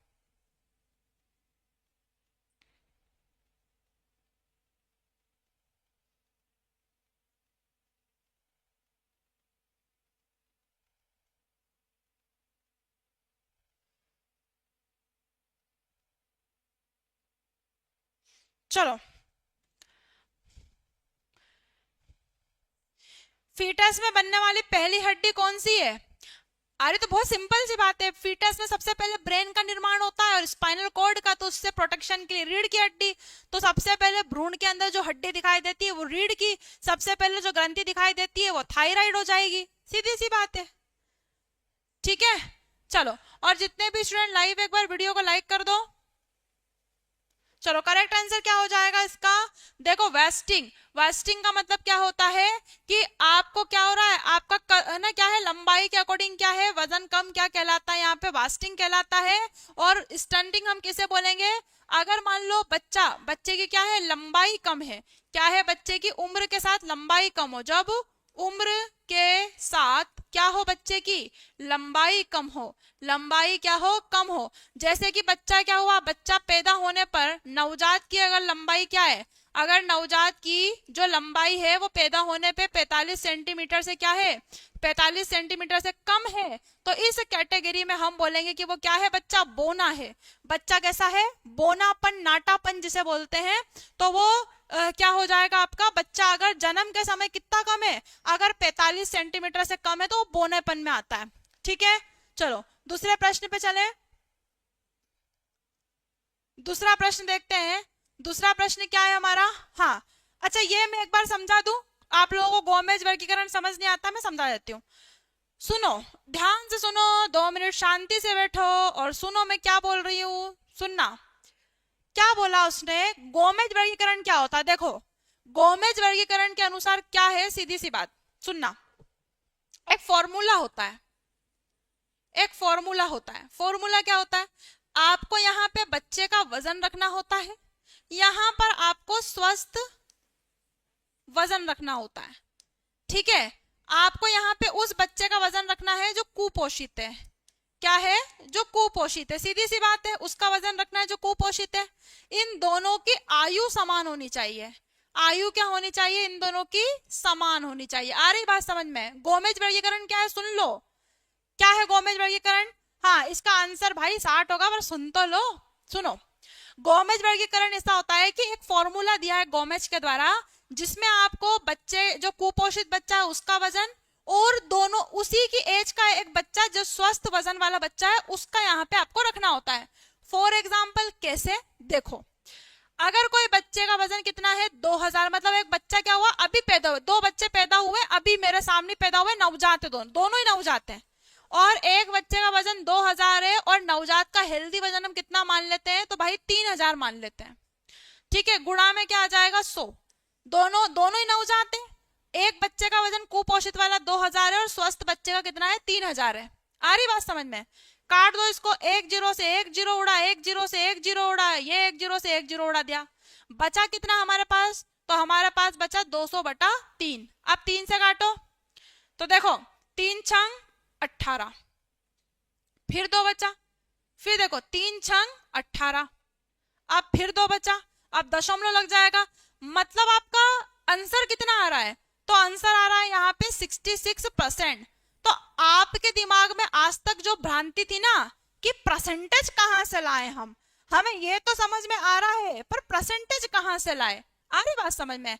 तो गोमेज ने क्या किया, गोमेज ने ऐसे परसेंटेज डिसाइड किए हुए हैं और उन्होंने बोला है कि एक फॉर्मूले से पहले आप क्या करो, वजन को कैलकुलेट करो और जो भी आंसर आए उसे देखो इनमें से कहां है। देखो 66 कहां आ रहा है, तो 66 से 64 के बीच में आ रहा है ना, 66 और 64 के बीच में आएगा 66, तो उसको सेकंड कौन सा है, सेकंड ग्रेड का कुपोषण है, ये मतलब होता है, ये मतलब होता है इसका। आ रही समझ में? ये सेकंड ग्रेड का कुपोषण है बच्चे को, क्योंकि 66% कहां से आया, क्योंकि हमने उस बच्चे का वजन मापा, और वजन किससे मापा, हमने बच्चे का वजन मापा एक हेल्दी बच्चे का, लेकिन दोनों की एज समान होनी चाहिए, आयु के अनुसार वजन रखना है आपको, और ये होता है फॉर्मूला। ठीक है, अब आ जाओ क्वेश्चन पे। थर्ड डिग्री का कुपोषण किसके अंतर्गत आएगा, तो ये 60 से कम में क्या आ जाएगा, थर्ड डिग्री का कुपोषण। आ रही बात समझ में? ठीक है, हाँ, तो ध्यान रखना, आप ध्यान रखना यहाँ पे ऐसे होता है गोमेज वर्गीकरण। जो आप इतने दिन से सोच रहे थे ना कि परसेंटेज कहां से आते हैं, ये परसेंटेज पहले से ही है। आपको अगर किसी भी बच्चे में ये देखना है कि इस बच्चे में कुपोषण का कौन सा ग्रेड है, तो आप उस बच्चे का वजन रख लो और उसके नीचे किसका वजन रखना है, उसी की एज का हेल्दी वजन। जैसे 1 साल में बच्चे का वजन 3 गुना हो जाता है हेल्दी, तो इस बच्चे का अगर मान लो 1 साल के बच्चे का वजन आपको निकालना है, तो आपको पता है हेल्दी वजन 3000 होता है ग्राम, और बच्चे का कितना हो जाएगा, लगभग 1 साल में 9 किलो, तो नीचे 9 रख लो और ऊपर वो कुपोषित बच्चे का वजन रख लो, ऐसे निकालते हैं। हाँ, अरे नहीं, वजन लेना जरूरी नहीं है, पर लेकिन मैं आपको ये बता रही हूं कि इसके अंतर्गत आपको ये देखना है, इसके अंतर्गत आपको ये देखना है यहाँ पर ये जो परसेंटेज है ये कहां से आए। आ रही बात समझ में? अगर कभी वो ऑप्शन में आपको परसेंटेज नहीं देता और बच्चे का वजन दे देता है कि बताइए 1 साल के बच्चे का वजन मात्र 5 किलो है, तो गोमेज वर्गीकरण के अनुसार उसे कौन से डिग्री का कुपोषण होगा, तो कैसे निकालोगे फिर, तो ये फॉर्मूले में उसका वजन रख देना। आ रही बात समझ में? ये मतलब होता है। ठीक है, क्लियर है, आगे चले।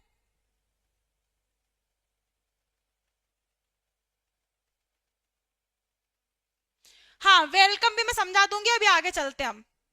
इसका आंसर तो सी होगा। चलो, अब पूछा है मध्याह्न कार्यक्रम के अनुसार परोसे जाने वाले भोजन से कुल ऊर्जा जो है आवश्यकता कम से कम डैश पूर्ति होनी चाहिए। मध्याह्न भोजन जो चलाते हैं 90 से 110 में नॉर्मल आएगा, 90 से 110, 90% जिसका ज्यादा है उस बच्चे को कुपोषण नहीं है। आ रही बात समझ में? ठीक है, तो 90 से 110 में बच्चे को कुपोषण नहीं, बच्चा हेल्दी है, कोई दिक्कत नहीं है।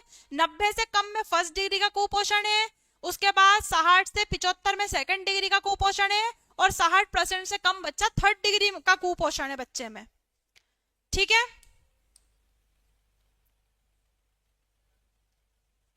चलो करेक्ट आंसर क्या हो जाएगा यहाँ पे, तो 1/3 देखो अगर मैं बात करूं मध्याह्न भोजन की, है ना, तो क्या हो जाएगा हमारा, जिसको हम मिड डे मील बोलते हैं, तो मिड डे मील योजना, मिड डे मील पहले कार्यक्रम था, तो मिड डे मील क्या हो जाएगा, ये प्रोग्राम। तो मिड डे मील प्रोग्राम के रूप में कब जो है लॉन्च हुआ था, 1961। कहाँ हुआ था, तमिलनाडु में हुआ था, तमिलनाडु में हुआ था। और इसके फादर किसे माना जाता है, इसके पिता कौन है, ठीक है, कामराज, क्या हो जाएंगे, सीएम थे कामराज उस टाइम, तो उन्होंने ये चलाया था। दूसरी बात, एक और चीज ध्यान रखना, मिड डे मील में इसे योजना का दर्जा कब दिया गया, योजना बनाकर इसे पूर्ण भारत में कब लागू किया गया, तो योजना बनाकर पूर्ण भारत में इसे हमने 15 अगस्त 1995 में इसको लॉन्च किया। आ रही बात समझ में? इसके अभी इसका नया नाम क्या है, पीएम पोषण। ठीक है, नया नाम क्या है, तो पीएम पोषण योजना। पीएम पोषण योजना, अभी इसका नया नाम है। इसमें हम क्या करते हैं, इसमें 1 से 8वीं के बच्चों को क्या देते हैं, इसके अंदर खाना देते हैं। और कितना पका पकाया खाना देते हैं इसके अंदर, तो 300 जो है किलो कैलोरी हम देते हैं 1 से 5वीं के बच्चों को, और लगभग 700 जो है किलो कैलोरी के आसपास हम किसको देते हैं, 6ठी से 8वीं तक के बच्चों को हम देते हैं। ठीक है। अच्छा, पहले इसमें क्या मिलता था, पहले इसके अंदर बच्चों को पका हुआ खाना नहीं मिलता था। 2004 से इसमें संशोधन किए गए थे। एक चीज और, एक योजना है आपकी जिसे हम बोलते हैं साझा चूल्हा अभियान। तो साझा चूल्हा जो अभियान है वो क्या है, साझा चूल्हा अभियान कब जो है लॉन्च किया गया था, तो ध्यान रखना 3 नवंबर 2009 में लॉन्च किया। इसके अंतर्गत आंगनवाड़ी में बंटने वाला खाना, आंगनवाड़ी का खाना, आंगनवाड़ी भोजन, ठीक है, प्लस ये मिड डे मील का जो खाना बनता है, मिड डे मील, तो मिड डे मील का जो भोजन है, मिड डे मील का जो भोजन है वो क्या बनता है, एक ही जगह बनता है, एक ही जगह बनता है, एक ही जगह बनता है। एक चीज और ध्यान रखोगे आप, इसमें क्या ध्यान रखोगे कि कितना बच्चे को ऊर्जा दी जाती है, तो पूरी जो ऊर्जा है, जो उसको पूरे दिन में जितनी ऊर्जा चाहिए उसका 1/3 मिलता है ना। और प्रोटीन कितना मिलता है, प्रोटीन का कितना भाग मिलता है, तो प्रोटीन 1/2 मिलता है ना, प्रोटीन 1/2 और ऊर्जा का 1/3 मिलता है। ये कंप्लीट डिटेल है इसके बारे में। आंगनवाड़ी और स्कूल का खाना एक साथ बनता है साझा चूल्हा अभियान में। 3 नवंबर 2009 में इसे लॉन्च किया गया था, ठीक है। और एक ही जगह चूल्हे पे खाना बनाते, साझा मतलब एक ही चूल्हा, क्लियर है, ठीक है। चलो ध्यान रखना, ये मैंने समझाया भी था बहुत जो है अच्छे से। साझा चूल्हा,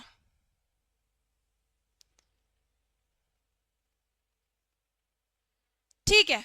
चलो दूसरे प्रश्न पे चलें। दूसरा प्रश्न क्या है, दूसरा प्रश्न है बंदर जैसा चेहरा, ऊतक और मांसपेशी की कमी वाला एक दुर्लभ बच्चा, उसमें किसके लक्षण है। चलो जल्दी से एक बार वीडियो को लाइक कर दो भाई, लिंक को शेयर कर दो। तुम लोगों से बड़ा मैंने ना बेफिक्र व्यक्ति कोई नहीं देखा। अभी जब क्या बोलते हैं एडमिट कार्ड एक के भी नहीं आए थे, तो भाई बच्चे बहुत सीरियस होकर पढ़ रहे थे। अब तुम्हारा डर ही खत्म हो गया, ऐसा लग रहा खतरनाक हो यार। हाँ, वो गोपी बहू वाली ट्रिक थी, ठीक है। सीधी सी बात है, अभी बताया क्या हो जाएगा, तो मेरास्मस, ये लिखा हुआ मेरास्मस है ना, मेरास्मस, इसको हिंदी में ऐसा बोला गया है, मेरास्मस इसका करेक्ट आंसर होगा। मेरास्मस करेक्ट आंसर होगा। एक बार आंख उठा के देख लो, सिर्फ मेरास्मस होगा, मेरास्मस क्वाशियोकर थोड़ी होगा, मेरास्मस क्वाशियोकर नहीं होगा। देखो होता क्या है, अगर हम बात करें वेलकम वर्गीकरण की, ठीक है, अगर हम बात करें किसकी, वेलकम वर्गीकरण की, तो वेलकम वर्गीकरण में अगर 80 से 60% है और एडिमा नहीं है, ठीक है, तो मेरास्मस है, और एडिमा है तो क्वाशियोकर है। आ रही बात समझ में,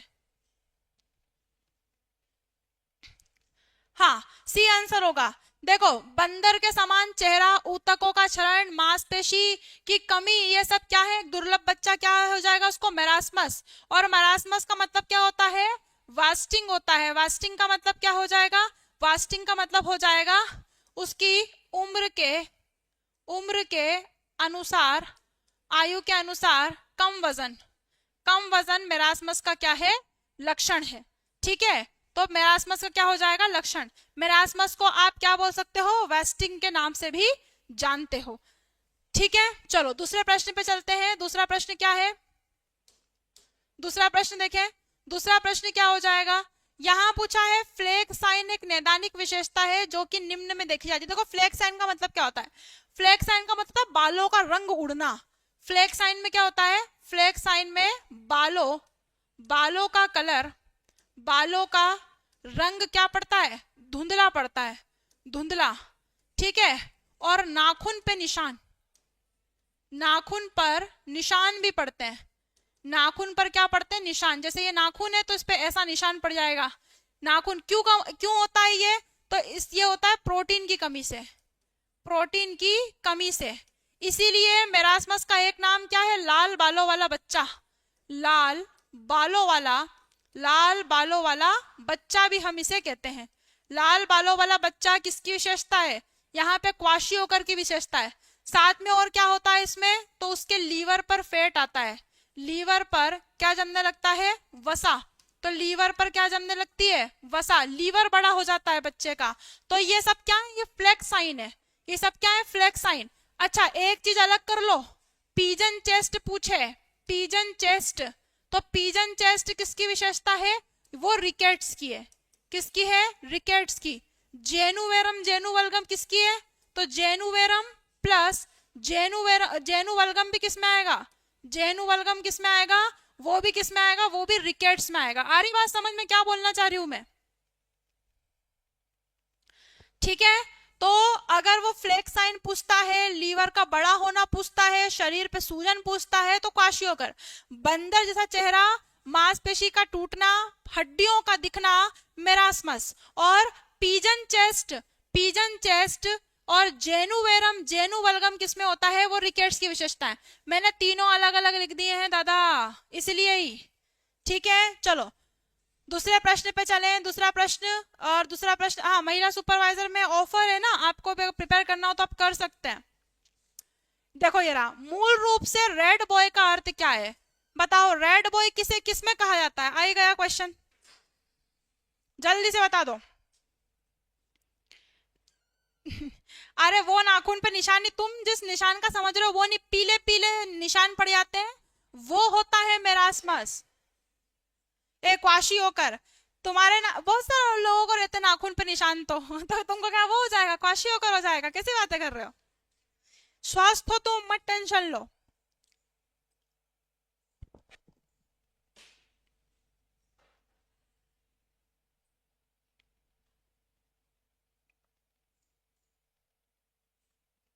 चलो, हाँ, करेक्ट आंसर क्या हो जाएगा? अभी मैंने बताया लाल बालों का अर्थ क्या है, तो क्वाशी होकर। देखो ये जो है ना, क्वाशी होकर टर्म किसने दी थी? तो quasi yorker, quasi yorker term जिसने दी थी उनका नाम था विलियम। विलियम, विलियम ने यह टर्म दी थी। और सबसे पहला जो केस क्वाशियोकर का देखा गया था वो घाना अफ्रीका में देखा गया था। कहाँ देखा गया था? घाना अफ्रीका में देखा गया था। और इसीलिए इसका नाम क्या पड़ा? ऐसी जो पूरी बॉडी होती है फ्लैक्स साइन, इसको हमने बोला लाल बालों वाला बच्चा, हमने बोला। ठीक है, तो क्वाशियोकर टर्म दी गई थी। रेड बॉय भी इसे कहा जाता है। इसकी विशेषता क्या है? तो विशेषता आप लिखोगे, कैसे पहचानोगे बच्चे को? विशेषता यह है कि पहली बात तो ये 2 से 4 वर्ष के बच्चों में होता है। 2 से 4 वर्ष के बच्चों में आपको देखने को मिलेगा ये। ठीक है, दूसरी चीज ध्यान रखना, 2 से 4 वर्ष के बच्चों में होता है। और इसमें क्या होता है? एडिमा। और इसके अंदर चेहरा कैसा होता है? चांद के समान, चांद के समान। अब इसका मतलब ये नहीं है कि चांद सा रोशन चेहरा और जुल्फों का रंग सुनहरा, वो नहीं। गाना पूरा फिट हो रहा है, तुम देखो, ये चांद सा रोशन चेहरा चांद सा चेहरा हो जाता है। और बाल भी कैसे उसके? रेड कलर के। तो जुल्फों का रंग सुनहरा। ठीक है, तो वो ना, ये झील सी नीली आंखें, कोई राज इनमें गहरा, तो गहरा राज ये है कि भाई देखो क्वाशियों करे। ऐसा भी कोई व्यक्ति देखो तो तुरंत समझ जाना कि क्वाशी होकर का शिकार है। चांद से जो चेहरे होते हैं, अब इसका मतलब ये नहीं है कि चांद सा रोशन चेहरे का मतलब तुम खूबसूरती से मापो इसे। असल में चेहरे पर क्या आ जाती है? सूजन। तो चेहरा कैसा हो जाता है? गोल मटोल हो जाता है, गोल हो जाता है। अच्छा, चांद समान चेहरा क्वाशियोकर की विशेषता है, किसी और की नहीं है क्या? है। किसकी विशेषता है? तो ध्यान रखना, कुशिंग सिंड्रोम सुना है? कुशिंग सिंड्रोम, कुशिंग सिंड्रोम अलग है। कुशिंग सिंड्रोम में भी क्या होता है? मून फेस होता है। कुशिंग सिंड्रोम में भी क्या होता है? मून फेस होता है। और कुशिंग सिंड्रोम किससे होता है? यह होता है एल्डोस्टेरोन की अधिकता से। एल्डोस्टेरोन की किससे होता है? अधिकता से होता है। तो एल्डोस्टेरोन की अधिकता से भी एक रोग होता है जिसे कुशिंग सिंड्रोम बोलते हैं, उसमें भी चेहरा गोल हो जाता है। और एक आपका क्वाशियोकर है, क्वाशियोकर में भी क्या होता है? सेम यही कंडीशन आपको देखने को मिलती है। कुशिंग और क्वाशियोकर दोनों में सेम है, बस होते दोनों अलग अलग कारण है। और क्या होता है क्वाशियोकर में? Fatty liver. और क्या होता है? Fatty liver, fatty liver. और अभी पढ़ा फ्लेक साइन, फ्लेक साइन विशेषता है इसकी, फ्लेक साइन। तो फ्लैगस्टाइन क्वाशियोकर की विशेषता हो जाएगा। आ रही बात समझ में? ठीक है। अरे नहीं देखा भाई, क्रिकेट मैच नहीं देखा, इसलिए नहीं देखा क्योंकि आप आ गए एडमिट कार्ड। अब 4-5 दिन यही चलेगा इन लोगों का रिवीजन का काम। चलो, प्रश्न पूछा है, एक सामान्य परिरक्षक का उदाहरण है जिसमें एसिटिक एसिड होता है। बहुत बढ़िया। यह क्वेश्चन आपके लिए क्यों जरूरी है? क्योंकि पोषण का जो चैप्टर है उसके अंदर यह भी आता है, विधियां आती, विधि आती है किसी चीज को पोषक तत्व उसमें बढ़ाने की विधियां। जैसे एक क्वेश्चन 2017 का था, दालों में पोषण का स्तर बढ़ाने के लिए क्या करोगे? तो आपने बोला था अंकुरित कर देंगे हम। तो उसको क्या कर देंगे? अंकुरित कर देंगे। तो वैसे ही अगर आप ये बताओ कि अगर आपको यहाँ पर किसी चीज को क्या करना है, प्रिजर्व करना है, तो यहाँ पे किसका यूज करोगे? दवाई से भी प्रश्न आते हैं। जैसे बच्चों की आंखों में डाला जाने वाला, बच्चों की आंखों में क्या डाला जाता है ना, तो वो भी प्रश्न आपका 2017 का ही प्रश्न है, पढ़ाया करवाया भी था मैंने 2 दिन पहले। ओ भाई क्या, अरे सिरका आंसर होगा। अब सबको पता, सिरका सिरका सिरका विनेगर बोलते हैं जिसे। सिरका नहीं सुना आप लोगों ने? सिरका आता तो है, अचार वगैरह में भी डलता है ये, तो अचार में भी इसका यूज करते हैं, अचार में। तो सिरके को हम किस में यूज करते हैं? अचार में भी हम इसका यूज करते हैं। ठीक है। अच्छा, सिरके में क्या होता है? इसमें एसिड होता है, और एसिड के अंदर किसकी ग्रोथ नहीं होती है? तो बैक्टीरिया की ग्रोथ नहीं होती है, बैक्टीरिया की ग्रोथ नहीं होती है। ठीक है, बैक्टीरिया की वृद्धि रोक देता है। प्रिजर्व तो हम सब में कर सकते हैं, लेकिन सिरके में एसिटिक एसिड होता है, और ये एसिटिक एसिड क्या करता है? अम्लीयता बढ़ा देता है। ठीक है, चलो एक चीज और बता दूं मैं, सुनो। एक अगर देखा जाए तो हमारे कितने समूह होते हैं? तो 7 समूह मैं आपको बता देती हूँ, भोजन के बहुत जरूरी है वो, उसको भी आप जो है लिख लेंगे। ठीक है, 7 समूह कौन कौन से होते हैं, भोजन के कौन कौन से ग्रुप हैं? देखो,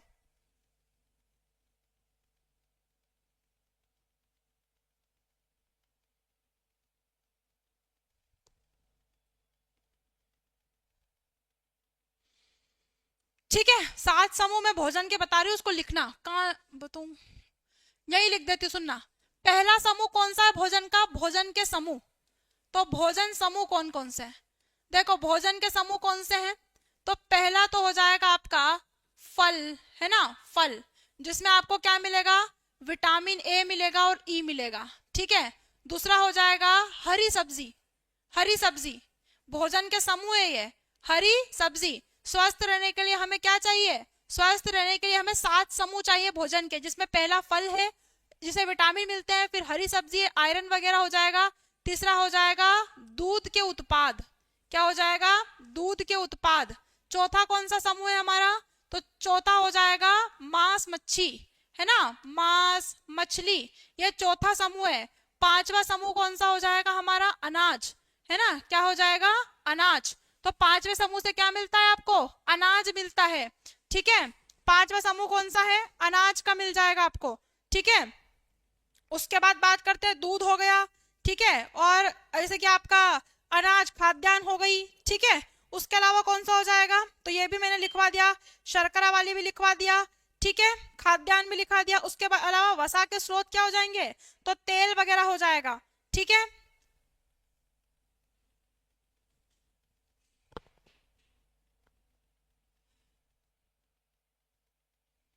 चलो भैया, अरे याद नहीं करना ज्यादा इतना।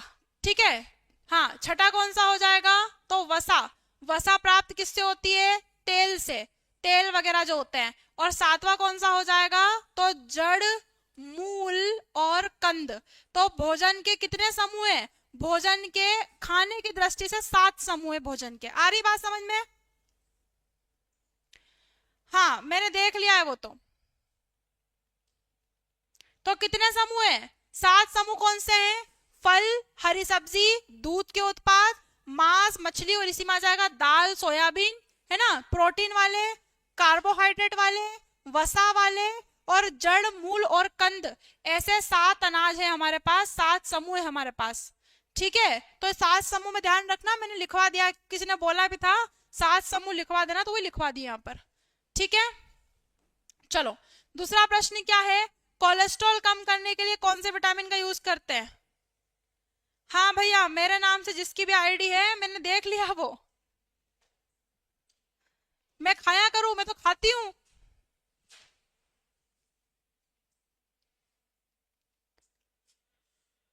बहुत ज्यादा घबराहट हो रही है तो ग्लूकोज पी लो भाई, इलेक्ट्रॉल पी लो। घबराहट कैसे हो रही तुमको? एग्जाम के नाम सुन के एग्जाम से घबराहट हो रही है क्या? चलो जल्दी से आंसर बताओ इसका।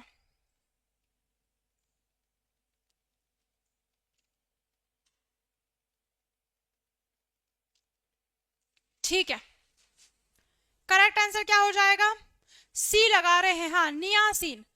तो B3 जो होता है वो किसके लिए यूज करते हैं? B3 का जो उपयोग होता है वो किसके लिए होता है? कोलेस्ट्रॉल कम करने के लिए होता है। B3 जिसे हम क्या बोलते हैं? जिसे हम नियासिन बोलते हैं। क्या बोलते हैं? नियासिन बोलते हैं, या हम इसे क्या बोलते हैं? तो निकोटिनामाइड के नाम से भी जानते हैं। इसे हम क्या बोलते हैं? निकोटिनामाइड भी हम इसे कहते हैं, नियासिन के नाम से हम इसे जानते हैं। ठीक है, चलो दूसरी चीज ध्यान रखना यहाँ पे कि इसकी कमी से सभी ने पढ़ा है क्या होता है? पेलाग्रा रोग होता है। क्या होता है इसकी कमी से? पेलाग्रा रोग होता है। इसी को 4D सिंड्रोम के नाम से भी जानते हैं। और 4D सिंड्रोम क्या हो जाएगा? तो एक हो जाएगा डर्मेटाइटिस, एक हो जाएगा आपका डेमेंशिया, भूलने की बीमारी डेमेंशिया, ठीक है, और एक क्या हो जाएगा आपका? डायरिया। एक क्या हो जाएगा? डायरिया, और एक क्या हो जाएगा? डेथ। ठीक है, तो ध्यान रखना यहाँ पर। चलो बहुत बढ़िया, दूसरे प्रश्न पे चलते हैं। दूसरा प्रश्न पूछा है ज़ेरोफ्थेल्मिया का पहला लक्षण क्या है? ज़ेरोफ्थेल्मिया का पहला लक्षण क्या है? जल्दी बताओ। विटामिन पी के बारे में बता दूं, विटामिन पी जो है वो नया खोजा गया विटामिन है जिसका साइंटिफिक नेम सिट्रीन है। वो एक खट्टे फलों में पाया जाता है जो हमारी जो नसें होती हैं खून की उन्हें मजबूत करता है। ठीक है, चलो जल्दी बताओ। जेनुवेरम क्या होता है? जेनुवेरम का मतलब होता है धनुष आकार की टांगे हो जाना, धनुष आकार, धनुष ऐसा। ठीक है, जेनुवेलगम जिसमें घुटने मिल जाते हैं। चलो भैया, करेक्ट आंसर क्या हो जाएगा? ज़ेरोफ्थेल्मिया का पहला लक्षण क्या हो जाएगा? नाइट ब्लाइंडनेस, जिसे हम क्या बोलते हैं? रतौंधी के नाम से हम इसे जानते हैं। क्या बोलते हैं इसे? इसे बोलते हैं रतौंधी। ठीक है, रतौंधी। इसी को एक नाम और है, इसको हम क्या बोलते हैं? निक्टालोपिया। निक्टालोपिया के नाम से जानते हैं। निक्टालोपिया हम किसे बोलते हैं? नाइट ब्लाइंडनेस को हम कहते हैं, है ना। क्या नहीं दिखता? अंधेरे में, डीम लाइट में हमें कुछ दिखाई इसमें नहीं देता है। क्लियर है ये? ठीक है, तो नाइट ब्लाइंडनेस इसका क्या हो जाएगा? Correct answer. फिर होता है ज़ेरोफ्थेल्मिया, जिसे हम क्या बोलते हैं? जिसे हम बोलते हैं ड्राई आईज, है ना। ड्राई आईज बोलते हैं, आंखें क्या होती हैं? सूख जाती हैं पूरी तरीके से। ठीक है, चलो भैया आगे चलते हैं दूसरे प्रश्न पर। ठीक है, विटामिन के को अन्य नामों से भी जाना जाता है। कल क्लास बिल्कुल ज्वाइन करना, कल मैं आपको एक यूनिट और कंप्लीट कराऊंगी जिसमें ऐसा पढ़ेंगे हम। जैसे सबसे पहला बीमारी पढ़ी हमने टीबी, तो टीबी का ही दूसरा प्रश्न टीबी के टीके से, टीबी के जो है लक्षणों से। फिर हम तीसरा पढ़ेंगे टाइफाइड, टाइफाइड का टीका उसी टाइम, मतलब टाइफाइड के टीके से भी वही क्वेश्चन ऐसे लगाएंगे, बीमारी उसी बीमारी के टीके का प्रश्न, तो आपको सीक्वेंस से पूरा याद हो जाएगा वो एक बार, तो दिक्कत नहीं होगी। चलो स्वीटी, तनु, बहुत बढ़िया। करेक्ट आंसर क्या हो जाएगा? पूछा है विटामिन के को किस नाम से जानते हैं? फिलिक्विनोन। और विटामिन के कितने प्रकार होते हैं? तो विटामिन के प्रकार होते हैं तीन। तीन प्रकार कौन से होते हैं? तो ध्यान रखना, इसके तीन प्रकार होते हैं यहाँ पर। एक का नाम है फिलिक्विनोन, फिलिक्विनोन, ठीक है, इसको बोलते हैं विटामिन K1। कहाँ पाया जाता है? हरी सब्जी में, हरी सब्जी में पाया जाता है। ठीक है, उसके बाद दूसरा होता है मेथियोन, मैथियोन, है ना, सॉरी मेनाक्विनोन। कौन सा होता है? मेनाक्विनोन। तो मेनाक्विनोन, इसका नाम याद नहीं रखना है, बस मैं लिखवा रही हूँ। तो K2 ये कहाँ बनता है? हमारी बड़ी आंत में। ये कहाँ बनता है? हमारी बड़ी आंत में जीवाणु के द्वारा, हमारी बड़ी आंत में जीवाणु के द्वारा। और फिर कौन सा बनता है? तो मेथियोन। मेथियोन कहाँ बनता है? तो मेथियोन कहाँ होता है, ये बनता है लैब में, ये बनता है लैब में। और नवजात को लगते हैं टीके, नवजात को क्या लगता है, इसका वैक्सीन लगती है, तो नवजात को इसकी वैक्सीन भी लगाई जाती है। आ रही बात समझ में? अच्छा, ऑप्शन में ध्यान रखना, अगर K3 नहीं है तो K1 भी लगाया जा सकता है, K1 भी लगाया जाता है, K1 भी लगाया जाता है। तो नवजात को K1 भी लगाया जा सकता है। K3 नहीं है तो हम क्या लगा सकते हैं, K1 का टीका भी लगा सकते हैं। ठीक है, दूसरी चीज ध्यान रखना इसके अंदर कि विटामिन के जो होता है वो मुख्य रूप से हरी पत्तेदार सब्जी में पाया जाता है और ये रक्त का थक्का जमाने में हेल्प करता है। इसका एक नाम और है फिलिक्विनोन और एक नाम और है, इसको नेफ्थाक्विनोन भी बोलते हैं। क्या बोलते हैं, नेफ्थाक्विनोन, फिलिक्विनोन, नेफ्थाक्विनोन, हम इसी को कहते हैं। क्लियर है ये? ठीक है, चलो आगे चलते हैं। आप बताओ कौन सा चैप्टर है जो आपको पढ़ना है, किसका जो है, कल वैसे तो सभी पढ़ाऊंगी मैं, किसका रिवीजन पहले ले लें आप बताओ, मैं उसका रिवीजन पहले ले दूंगी, जिसकी वोटिंग ज्यादा होगी उसका। चलो, मक्के में डैश की कमी होती है। जब तीर्थ यात्रा पे जाते हैं तो कौन सी वैक्सीन लगती है, तीर्थ यात्रा पे कहां पर, जनरली अगर तीर्थ यात्रा में यहीं पे लग रहे हैं तो जेई का टीका लगता है। आ रही बात समझ में, जेई का लगता है।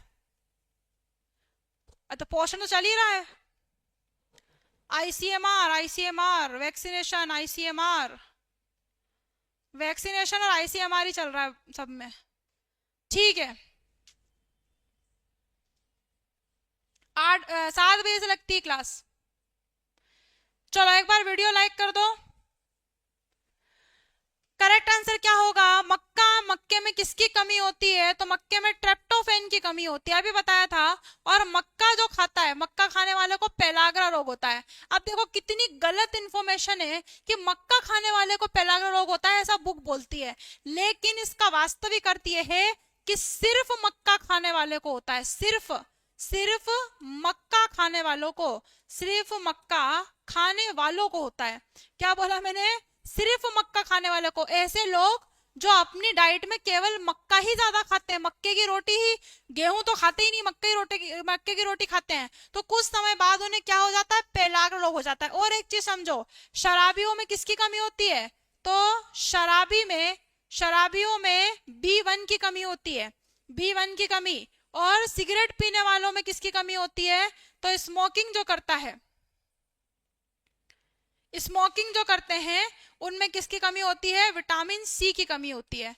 ठीक है, तो शराब पीने वालों के बॉडी में B1 नहीं होता और जो है सिगरेट पीने वालों के बॉडी में विटामिन सी नहीं होता। आ रही बात समझ में? येलो फीवर बताया था मैंने, भाई उन्होंने क्वेश्चन क्या पूछा है वो सुनो, उनने बोला तीर्थ यात्रा। अगर प्रश्न ये होता है कि गर्भवती को यात्रा के दौरान कौन सी लगती है, तो येलो फीवर लगती है। आ रही बात समझ में? लेकिन अगर मान लो ये पूछे प्रयागराज जाने वालों को कौन सी वैक्सीन लगाओगे, यूपी जाने वालों को कौन सी वैक्सीन लगाओगे, तो जापानी इंसेफेलाइटिस लगाओगे, क्योंकि वहां के लोगों को क्या हो जाएगा, वहां के लोगों में जापानी इंसेफेलाइटिस की बीमारियां ज्यादा है, वहां मच्छर ज्यादा है। आ रही बात समझ में? येलो फीवर लगता है यात्रा पर क्वेश्चन क्या पूछा है कि अगर कोई ऐसे यूपी साइड से, अभी कुंभ साइड में लोग गए हैं, तो वहां पे जापानी इंसेफेलाइटिस का प्रकोप ज्यादा है। चलो, रिकेट्स में देखी जाने वाली धनुषाकार टांगे किस नाम से जानी जाती है, सभी को पता है ये। तुम मक्का की रोटी खा रही हो तो मक्का के साथ कुछ और भी खाओ भाई। चलो ठीक है, शराबियों में सब कुछ ही कम रहता है हाँ बोल सकते हैं ऐसा। चलो करेक्ट आंसर क्या हो जाएगा, इसका राइट आंसर हो जाएगा कि जेनुवेरम होता है ना। वायरस का मतलब क्या होता है, जेनुवेरम का मतलब टांगे ऐसी दूर दूर हो जाती है, और जो घुटने मिलते हैं उन्हें हम बोलते हैं वल्गम, जेनु वल्गम। क्या बोलते हैं इसे, हम बोलेंगे जेनु वल्गम, जेनु वल्गम बोलेंगे। क्या बोलेंगे, जेनु वल्गम हम इसे बोलेंगे। क्लियर है? ठीक है, और यहाँ क्या हो जाएगा, यहाँ पे हो जाएगा जेनुवेरम, जिसमें घुटने दूर दूर होते हैं, और इसका एक रीजन और है फ्लोराइड की अधिकता। क्या हो जाएगी, फ्लोराइड की अधिकता। तो फ्लोराइड की अधिकता से भी होता है, फ्लोराइड की अधिकता से रोग होता है। क्लियर है? चलो, टाइम 7 बजे से रहेगा ना, क्लास का 7 बजे ही चल रहा है। कल मैराथन में भी 7 बजे आऊंगी मैं, मैराथन में जरूर आना, मैं आपको स्पेशली कुछ टॉपिक कराने वाली हूँ बहुत अच्छे अच्छे। हाँ चलो, आईसीएमआर कल करा दूंगी मैं आपको मैराथन में। कल जो रात को टॉपिक रहेगा ना 7 बजे का मैराथन में, वो आईसीएमआर ले लूंगी मैं। चलो, महिला सुपरवाइजर का ध्यान रखना, कंटेंट आप पढ़ सकते हैं। हाँ, जया सूर्यवंशी में वही करूंगी। चलो, सीरीन मैम के नाम से आईडी पर मैं आपका कमेंट नहीं पढ़ पा रही हूँ। मध्याह्न भोजन पूरक आहार निम्नलिखित पोषक तत्व प्रदान करता है। बहुत सिंपल है भाई, बहुत सिंपल। 8 से 12 ग्राम प्रोटीन और 300 किलो कैलोरी प्रदान करता है, सभी को पता है। ठीक है, चलो 6 तारीख को पेपर है। एक बोल रहे मैंने मक्का देखा ही नहीं। ओ भैया, भुट्टा देखा? भुट्टा, भुट्टा देखा है? भुट्टा समझ में आता है? उसी को मक्का बोलते हैं, मक्के का दाना। असल में मक्के का दाना एक फल है। तुम का इसी मंगल से तो नहीं आएगा ही? कल शाम को ज्वाइन कर लेना 7 बजे क्लास, उसमें आईसीएमआर पूरी करवा दूंगी मैं 2 घंटे में। चलो, करेक्ट आंसर क्या हो जाएगा? ये आंसर हो गया इसका। अभी मैंने इसके बारे में पूरी डिटेल आपको दी है ना, मिड डे मील योजना के बारे में पढ़ चुके हैं हम। ठीक है, चलो दूसरा प्रश्न क्या है?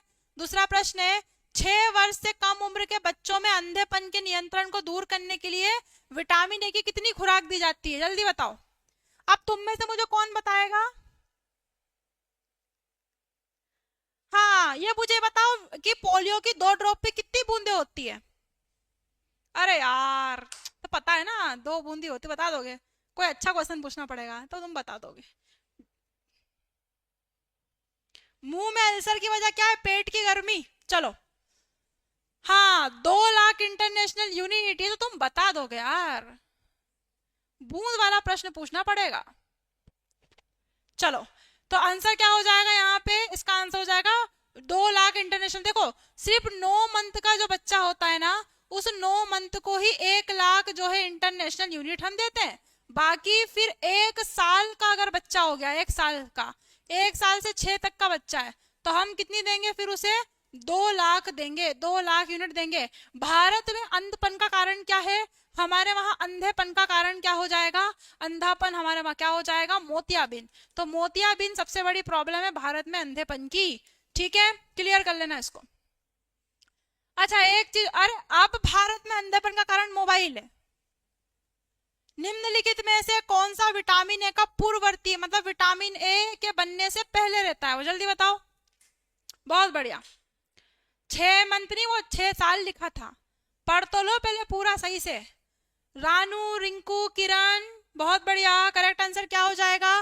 देखो, इसका राइट आंसर हो जाएगा बीटा कैरोटीन, है ना, बीटा कैरोटीन। बीटा कैरोटीन पाया जाता है हरे पीले फल में, हरे पीले फल में और सब्जी में, है ना, जो सब्जियां होती हैं उसी में पाया जाता है। जब आप खाते हो तो हमारा लीवर इसे क्या करता है? हमारा लीवर इससे रेटिनॉल बनाता है। क्या बनाता है? रेटिनॉल। और ये रेटिनॉल कहाँ जाता है? फिर हमारी आंखों के पास जाता है, आंखों के पास। और ये जो हमारी आंखें होती है, इस आंखों में पाया जाता है रोडोप्सिन प्रोटीन। क्या पाया जाता है? रोडोप्सिन पाया जाता है, जो कि एक प्रोटीन है। तो रोडोप्सिन प्रोटीन ये क्या करता है? रोडोप्सिन प्रोटीन बनाने में हेल्प करता है, बनाने में हेल्प करता है। तो ध्यान रखना, इस प्रकार से पूरी साइकिल चलती है। आपकी बॉडी के अंदर, आपकी आंखों में जो रोडोप्सिन प्रोटीन होता है, वो रोडोप्सिन प्रोटीन जो बनता है वो किससे बनता है? वो रेटिनॉल से ही बनता है। और जब आपके आंखों के अंदर रोडोप्सिन क्या हो जाएगा? रोडोप्सिन प्रोटीन खत्म हो जाएगा, तो आपको क्या हो जाएगी? आपको रतौंधी हो जाएगी। क्या हो जाएगी? आपको रतौंधी हो जाएगी, आपको नाइट में दिखना जो है कम हो जाएगा। ठीक है, चलो आगे चलते हैं दूसरे प्रश्न पर। ठीक है, डोरेमोन, तो डोरेमोन बोलो ना, वो तो करो, कमेंट तो करो, क्या जो है डाउट है? चलो, संतृप्त वसा अम्ल है, सभी पूछा है, सैचुरेटेड फैट है, एक को छोड़कर। इस पे 6 से 7 स्टार लगाओ, मेरी तरफ से लगाओ इस पे। क्यों लगाओ? सबसे ज्यादा पूछा गया प्रश्न, ये मोस्ट इंपोर्टेंट। देखो, मैं आपको 2 चीज बताती हूँ, 1 मिनट में सारी आपकी जो है दिक्कत खत्म कर दूंगी। एक प्रश्न पूछा गया था आपसे कि याद करो, संतृप्त वसाएं अधिक क्रियाशील होती है कि असंतृप्त वसाएं अधिक क्रियाशील होती है? कौन बताएगा इसका आंसर? चलो मैं 2 मिनट के लिए पूछ रही हूँ, 2 मिनट आपका समय लूंगी। आप मुझे ये बता दो, संतृप्त वसाएं जो होती हैं वो अधिक क्रियाशील होती हैं क्या असंतृप्त अधिक क्रियाशील होती है? कौन आंसर देगा इसका, जल्दी बताओ। आप तो बस बता दो अधिक क्रियाशील कौन है, इसका आंसर दो सीधा सा। अधिक क्रियाशील कौन है, असंतृप्त कि संतृप्त?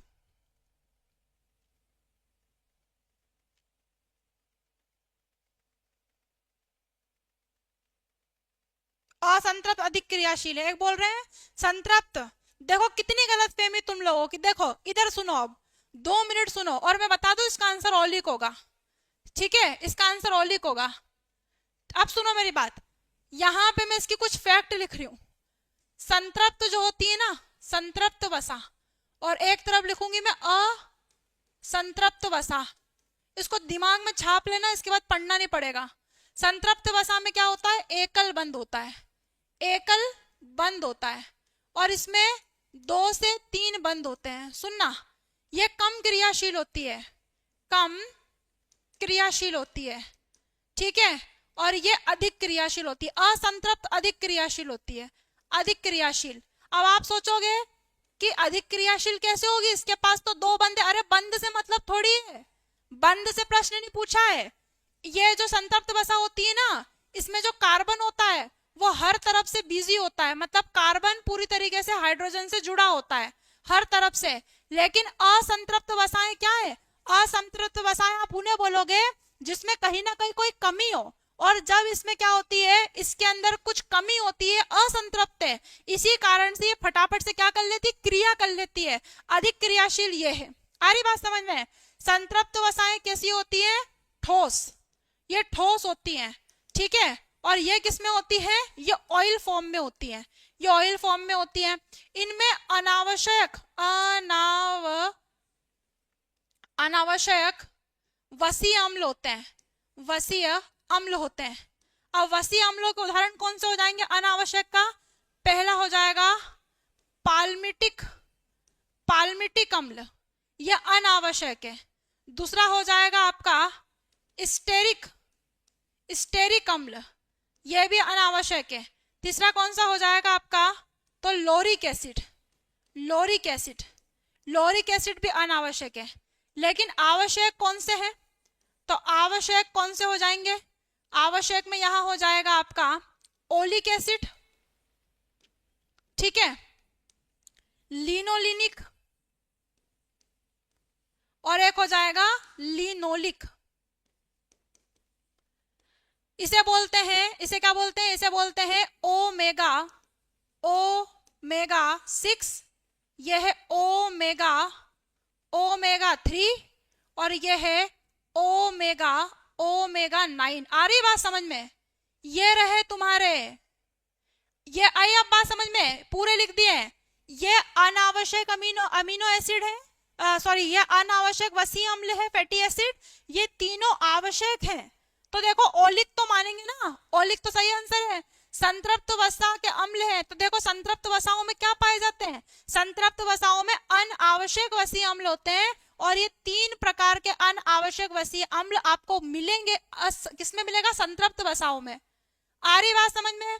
अब इस चीज को देखो, अनावश्यक वसीय अम्ल जो होता है वो कौन कौन से हैं, चर्बी, नारियल का तेल, ठीक है, ताड़ का पाम ऑयल जिसे बोलते हो, पाम ऑयल, ठीक है, मक्खन और घी। जबकि ओलिक में कौन सा आ जाएगा, मछली का तेल, मछली का तेल और सभी तेल, जैतून का तेल, जो भी आ जाए सब तेल। आ रही बात समझ में? ये कंप्लीट आपका खत्म, सैचुरेटेड फैट, अनसैचुरेटेड वसा, ये पूरी मैंने आपको करा दी। अब इससे ऊपर एक भी नहीं। आ रही बात समझ में? हाँ, अब सुनो, संतृप्त वसाओं के एग्जाम्पल है हर वो चीज जो थोड़ा सा ठंड पड़ने पे जम जाती है, जैसे घी हो गया, मक्खन हो गया, चर्बी हो गई, ये सब, और जितने भी तेल होते हैं वो सब ये हो गए। हाँ, अब कोई पूछ रहा है MUFA और PUFA क्या होता है, वो भी बता दीजिए, मैं नेक्स्ट स्लाइड पे बताती हूँ। ये सब PUFA है, पॉली अनसैचुरेटेड फैटी एसिड, वही तो है ये। PUFA का फुल फॉर्म में बता दूंगी, MUFA का भी फुल फॉर्म में बता दूंगी, वो क्वेश्चन ही लिया है मैंने, रुको अभी इसके बाद ही होगा क्वेश्चन, ठीक है। चलो देखो वसा का कैलोरी मान कितना है,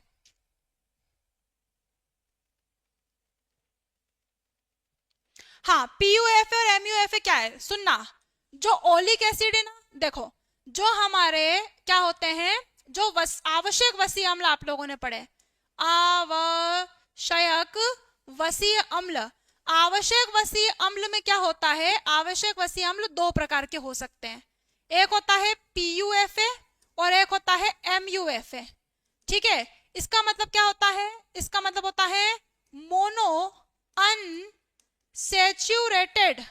मोनो अनसैचुरेटेड फैटी एसिड, ठीक है, जिसका एग्जाम्पल हो जाएगा oleic acid, oleic, oleic acid, oleic acid है ना।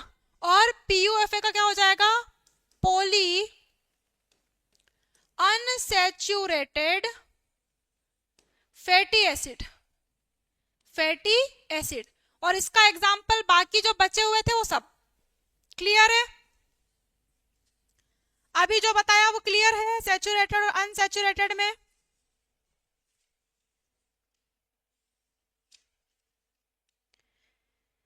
ठीक है, पीयूएफए मैंने बता दिया है, पीयूएफए ओमेगा 3 सारे पीयूएफए कहलाएंगे, ठीक है। क्या हो जाएगा, जितने भी आपके जो ओमेगा 3 मैंने अभी आपको बताया, ओमेगा 3 वो सारे क्या है, वो पीयूएफए की कैटेगरी में आते हैं। जबकि ओमेगा 9 ये क्या है, ये ओमेगा 9 है, ओलिक एसिड ये एक एमयूएफ है। अब तो क्लियर है, ठीक है, क्लियर है ना, दोनों लिख दिए मैंने। तो करेक्ट आंसर क्या, अच्छा इसका करेक्ट आंसर क्या हो जाएगा, 9 किलो कैलोरी, सिंपल ही था इसलिए यहाँ पे मैंने ये बता दिया। अब तो क्लियर है। क्वेश्चन अगर मोनो अनसैचुरेटेड असंतृप्त वसीय अम्ल कौन सा है, तो ओलिक आंसर लगा देना, सीधी सी बात है। चलो दूसरा प्रश्न देखें, दूसरा प्रश्न है जैतून के तेल में किस प्रकार की वसा होती है, सोयाबीन का तेल उसमें आएगा, असंतृप्त, सभी तेल असंतृप्त वसा में ही आते हैं, सभी तेल असंतृप्त वसा में, सिर्फ दो तेलों को छोड़ के, नारियल का तेल क्योंकि वो भी जम जाता है, और एक पाम ऑयल।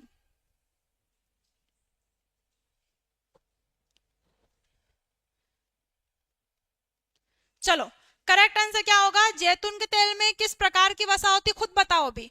मोनो अनसैचुरेटेड वसा होती है, ओमेगा 3 होगी, ओमेगा 6 होगी, या संतृप्त, देखो संतृप्त तो होती नहीं है, संतृप्त किस में होती है, चर्बी में होती है। आपको बताना इसके अलावा जैतून के तेल में क्या होता है,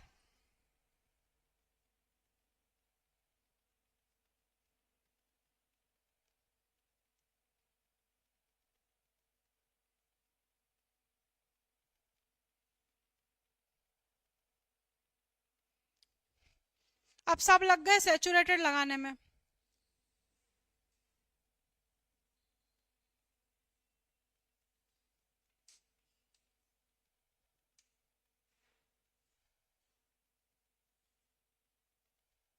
चलो भैया, अरे ओमेगा 3 नहीं होगा दादाओं, इसका करेक्ट आंसर क्या हो जाएगा, मोनो अनसैचुरेटेड फैटी एसिड।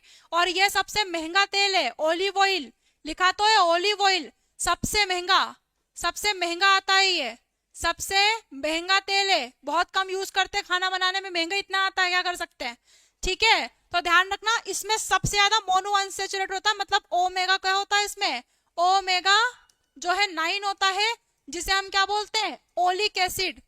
एक दिमाग लगाओ रे दादा, ओलिव नाम ही क्यों रखा है इसका, नाम देखो ना, ओलिक एसिड और ओलिव ये दोनों सेम नहीं लग रहे तुम लोगों को, इसका नाम क्यों पड़ा ओलिव, देखो यहाँ पे ओलिक, ओलिव ऑयल और ओलिक एसिड, और ओलिक एसिड क्या था, ओलिक एसिड यहाँ पे मोनो अनसैचुरेटेड वसा है, आ रही बात समझ में।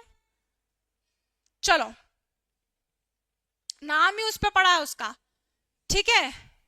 चलो पीयूएफए का उच्चतम प्रतिशत किसमें होता है, लो भैया पीयूएफए सबसे ज्यादा किसमें पाया था, मूंगफली के तेल में, ताड़ के, देखो ताड़ के तेल में होगा क्या, नहीं ताड़ के तेल में नहीं होता, ताड़ का तेल एक क्या है, एक संतृप्त वसा है, क्या है, ताड़ का तेल एक संतृप्त वसा, इसमें तो होगा नहीं। अब बताओ मूंगफली के तेल में और सोयाबीन के तेल में, पॉली अनसैचुरेटेड फैटी एसिड,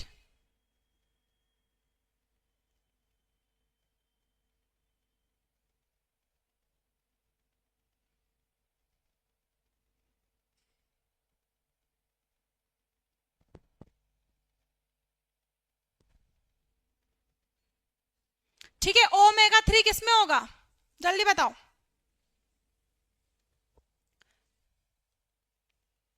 हाँ देखो, यहाँ पे आप देखना पीयूएफए की उच्चतम मात्रा अगर देखें तो सोयाबीन के तेल में बताई जाती है कि सोयाबीन के तेल में क्या होता है, सबसे ज्यादा पीयूएफए होता है। और फिर उसके बाद आती है मूंगफली, मूंगफली में भी होता है। और किसमें होता है, अलसी में, अलसी में होता है। और कौन सा हो जाएगा, तो सूरजमुखी, सूरजमुखी का तेल हो जाएगा, सूरजमुखी में भी होता है, इन सब में ही होता है कुल मिला के। ठीक है, चलो आगे चलते हैं दूसरे प्रश्न पर। दूसरा प्रश्न क्या है, दूसरा प्रश्न आपका प्रोटीन वर्गीकरण में वर्ग 1 का प्रोटीन क्या है। चलो मैं जल्दी से बता दूं यहाँ पे, है ना, इसका सुन लो। यहाँ पे प्रोटीन के प्रकार सुन लो आप लोग। प्रोटीन के 2 प्रकार होते हैं, प्रोटीन के प्रकार मुख्य सुन लो। प्रोटीन के प्रकार बता के जा रही हूं मैं यहाँ पे। प्रोटीन के प्रकार 2 होते हैं, एक होता है सरल और एक होता है संयुक्त। ठीक है, संयुक्त में क्या हो जाएगा, जैसे heme plus globin, heme plus globin. एक क्या हो जाएगा आपका, तो phospho plus protein, phospho plus protein. Lipo plus protein, lipo protein, तो लिपो प्लस प्रोटीन। ठीक है, देखो ऐसे प्रोटीन जिनके साथ कुछ एक्स्ट्रा चीज जुड़ी हो वो संयुक्त प्रोटीन होते हैं। आ रही बात समझ में। लेकिन सरल प्रोटीन कौन कौन से हो जाएंगे, जैसे भी आपका ग्लोब्यूलिन, है ना, collagen protein, histamine, sorry histone, DNA में पाया जाता है हिस्टोन। ठीक है, मायोसिन, मायोसिन। ठीक है, और क्या हो जाएगा यहाँ पे, किरेटिन। तो ये सब प्रोटीन क्या है, ये सब सरल प्रोटीन है। बस आप तो हर किसी को सरल प्रोटीन बोल सकते हो, बस ये मुख्य प्रोटीन है जो संयुक्त प्रोटीन है, इनका ध्यान रखना, क्वेश्चन आता है। फॉस्फोप्रोटीन क्या है, संयुक्त। फॉस्फोप्रोटीन का एक एग्जांपल लिख दो भाई, केसिन, केसिन। आ रही बात समझ में। ठीक है, चलो दूसरा प्रश्न देखें। अच्छा इसका आंसर क्या है, इसका आंसर मैं बता तो दूं। वर्ग जो एक प्रोटीन जो होता है ना क्लास ए, वो कौन से होते हैं, वो पशु प्रोटीन होते हैं। क्या होते हैं, पशु प्रोटीन होते हैं। क्लियर है, क्या होते हैं, पशु प्रोटीन होते हैं। ठीक है, चलो एक लास्ट प्रश्न और कर लेते हैं, टाइम भी हो गया है हमारा। निम्नलिखित में से कौन सा पोषक तत्व को ऊर्जा देने वाले खाद्य पदार्थों के रूप में माना जाता है। तो देखो उसने बोला है खाद्य पदार्थों के रूप में माना जाता है, तो विटामिन, प्रोटीन, कार्बोहाइड्रेट, फैट या मिनरल, तो ये दोनों मेन है हमारे। ठीक है, ये कार्बोहाइड्रेट से हमें क्या मिलती है, तुरंत ऊर्जा मिलती है, तुरंत ऊर्जा। ठीक है, और फैट से हमें क्या मिलती है, ज्यादा ऊर्जा मिलती है, ज्यादा ऊर्जा। तो ऊर्जा तो सब देते हैं, प्रोटीन भी देता है, पर ज्यादा ये दोनों देते हैं। अच्छा अब सुन लो, कल क्लास मैराथन भी रहेगी मेरी 7 बजे। 7 बजे में मैं क्या करवाऊंगी, मैं आईसीएमआर के क्वेश्चन लगवाऊंगी आपको, प्लस पोषण। आईसीएमआर प्लस पोषण, ये दोनों ही हम कल करने वाले हैं। इसके बचे हुए जो प्रश्न है ना, वो प्रश्न मैं आपको कल कराऊंगी 7 बजे। ठीक है, 7 बजे कराऊंगी मैं कल आपकी। कल की जो मैराथन है उसकी अलग से नहीं डली है स्ट्रीमिंग, वो मैराथन में मैं 7 बजे चलती हुई मैराथन में आके पढ़ाऊंगी। लेकिन आईसीएमआर और पोषण के क्वेश्चन रहेंगे बचे हुए। ठीक है, तो आईसीएमआर पढ़ के आना पूरी। ठीक है, और पोषण का महत्व भी पढ़ के आना पूरा। ये 2 टॉपिक पढ़ के आओगे आप लोग कल के लिए, और बचा हुआ फिर मैं कल कराऊंगी इसको। क्लियर है, जाने से पहले वीडियो को लाइक करते जाइएगा। फिर मिलेंगे कल नेक्स्ट क्लास में, जब तक के लिए जय हिंद जय भारत।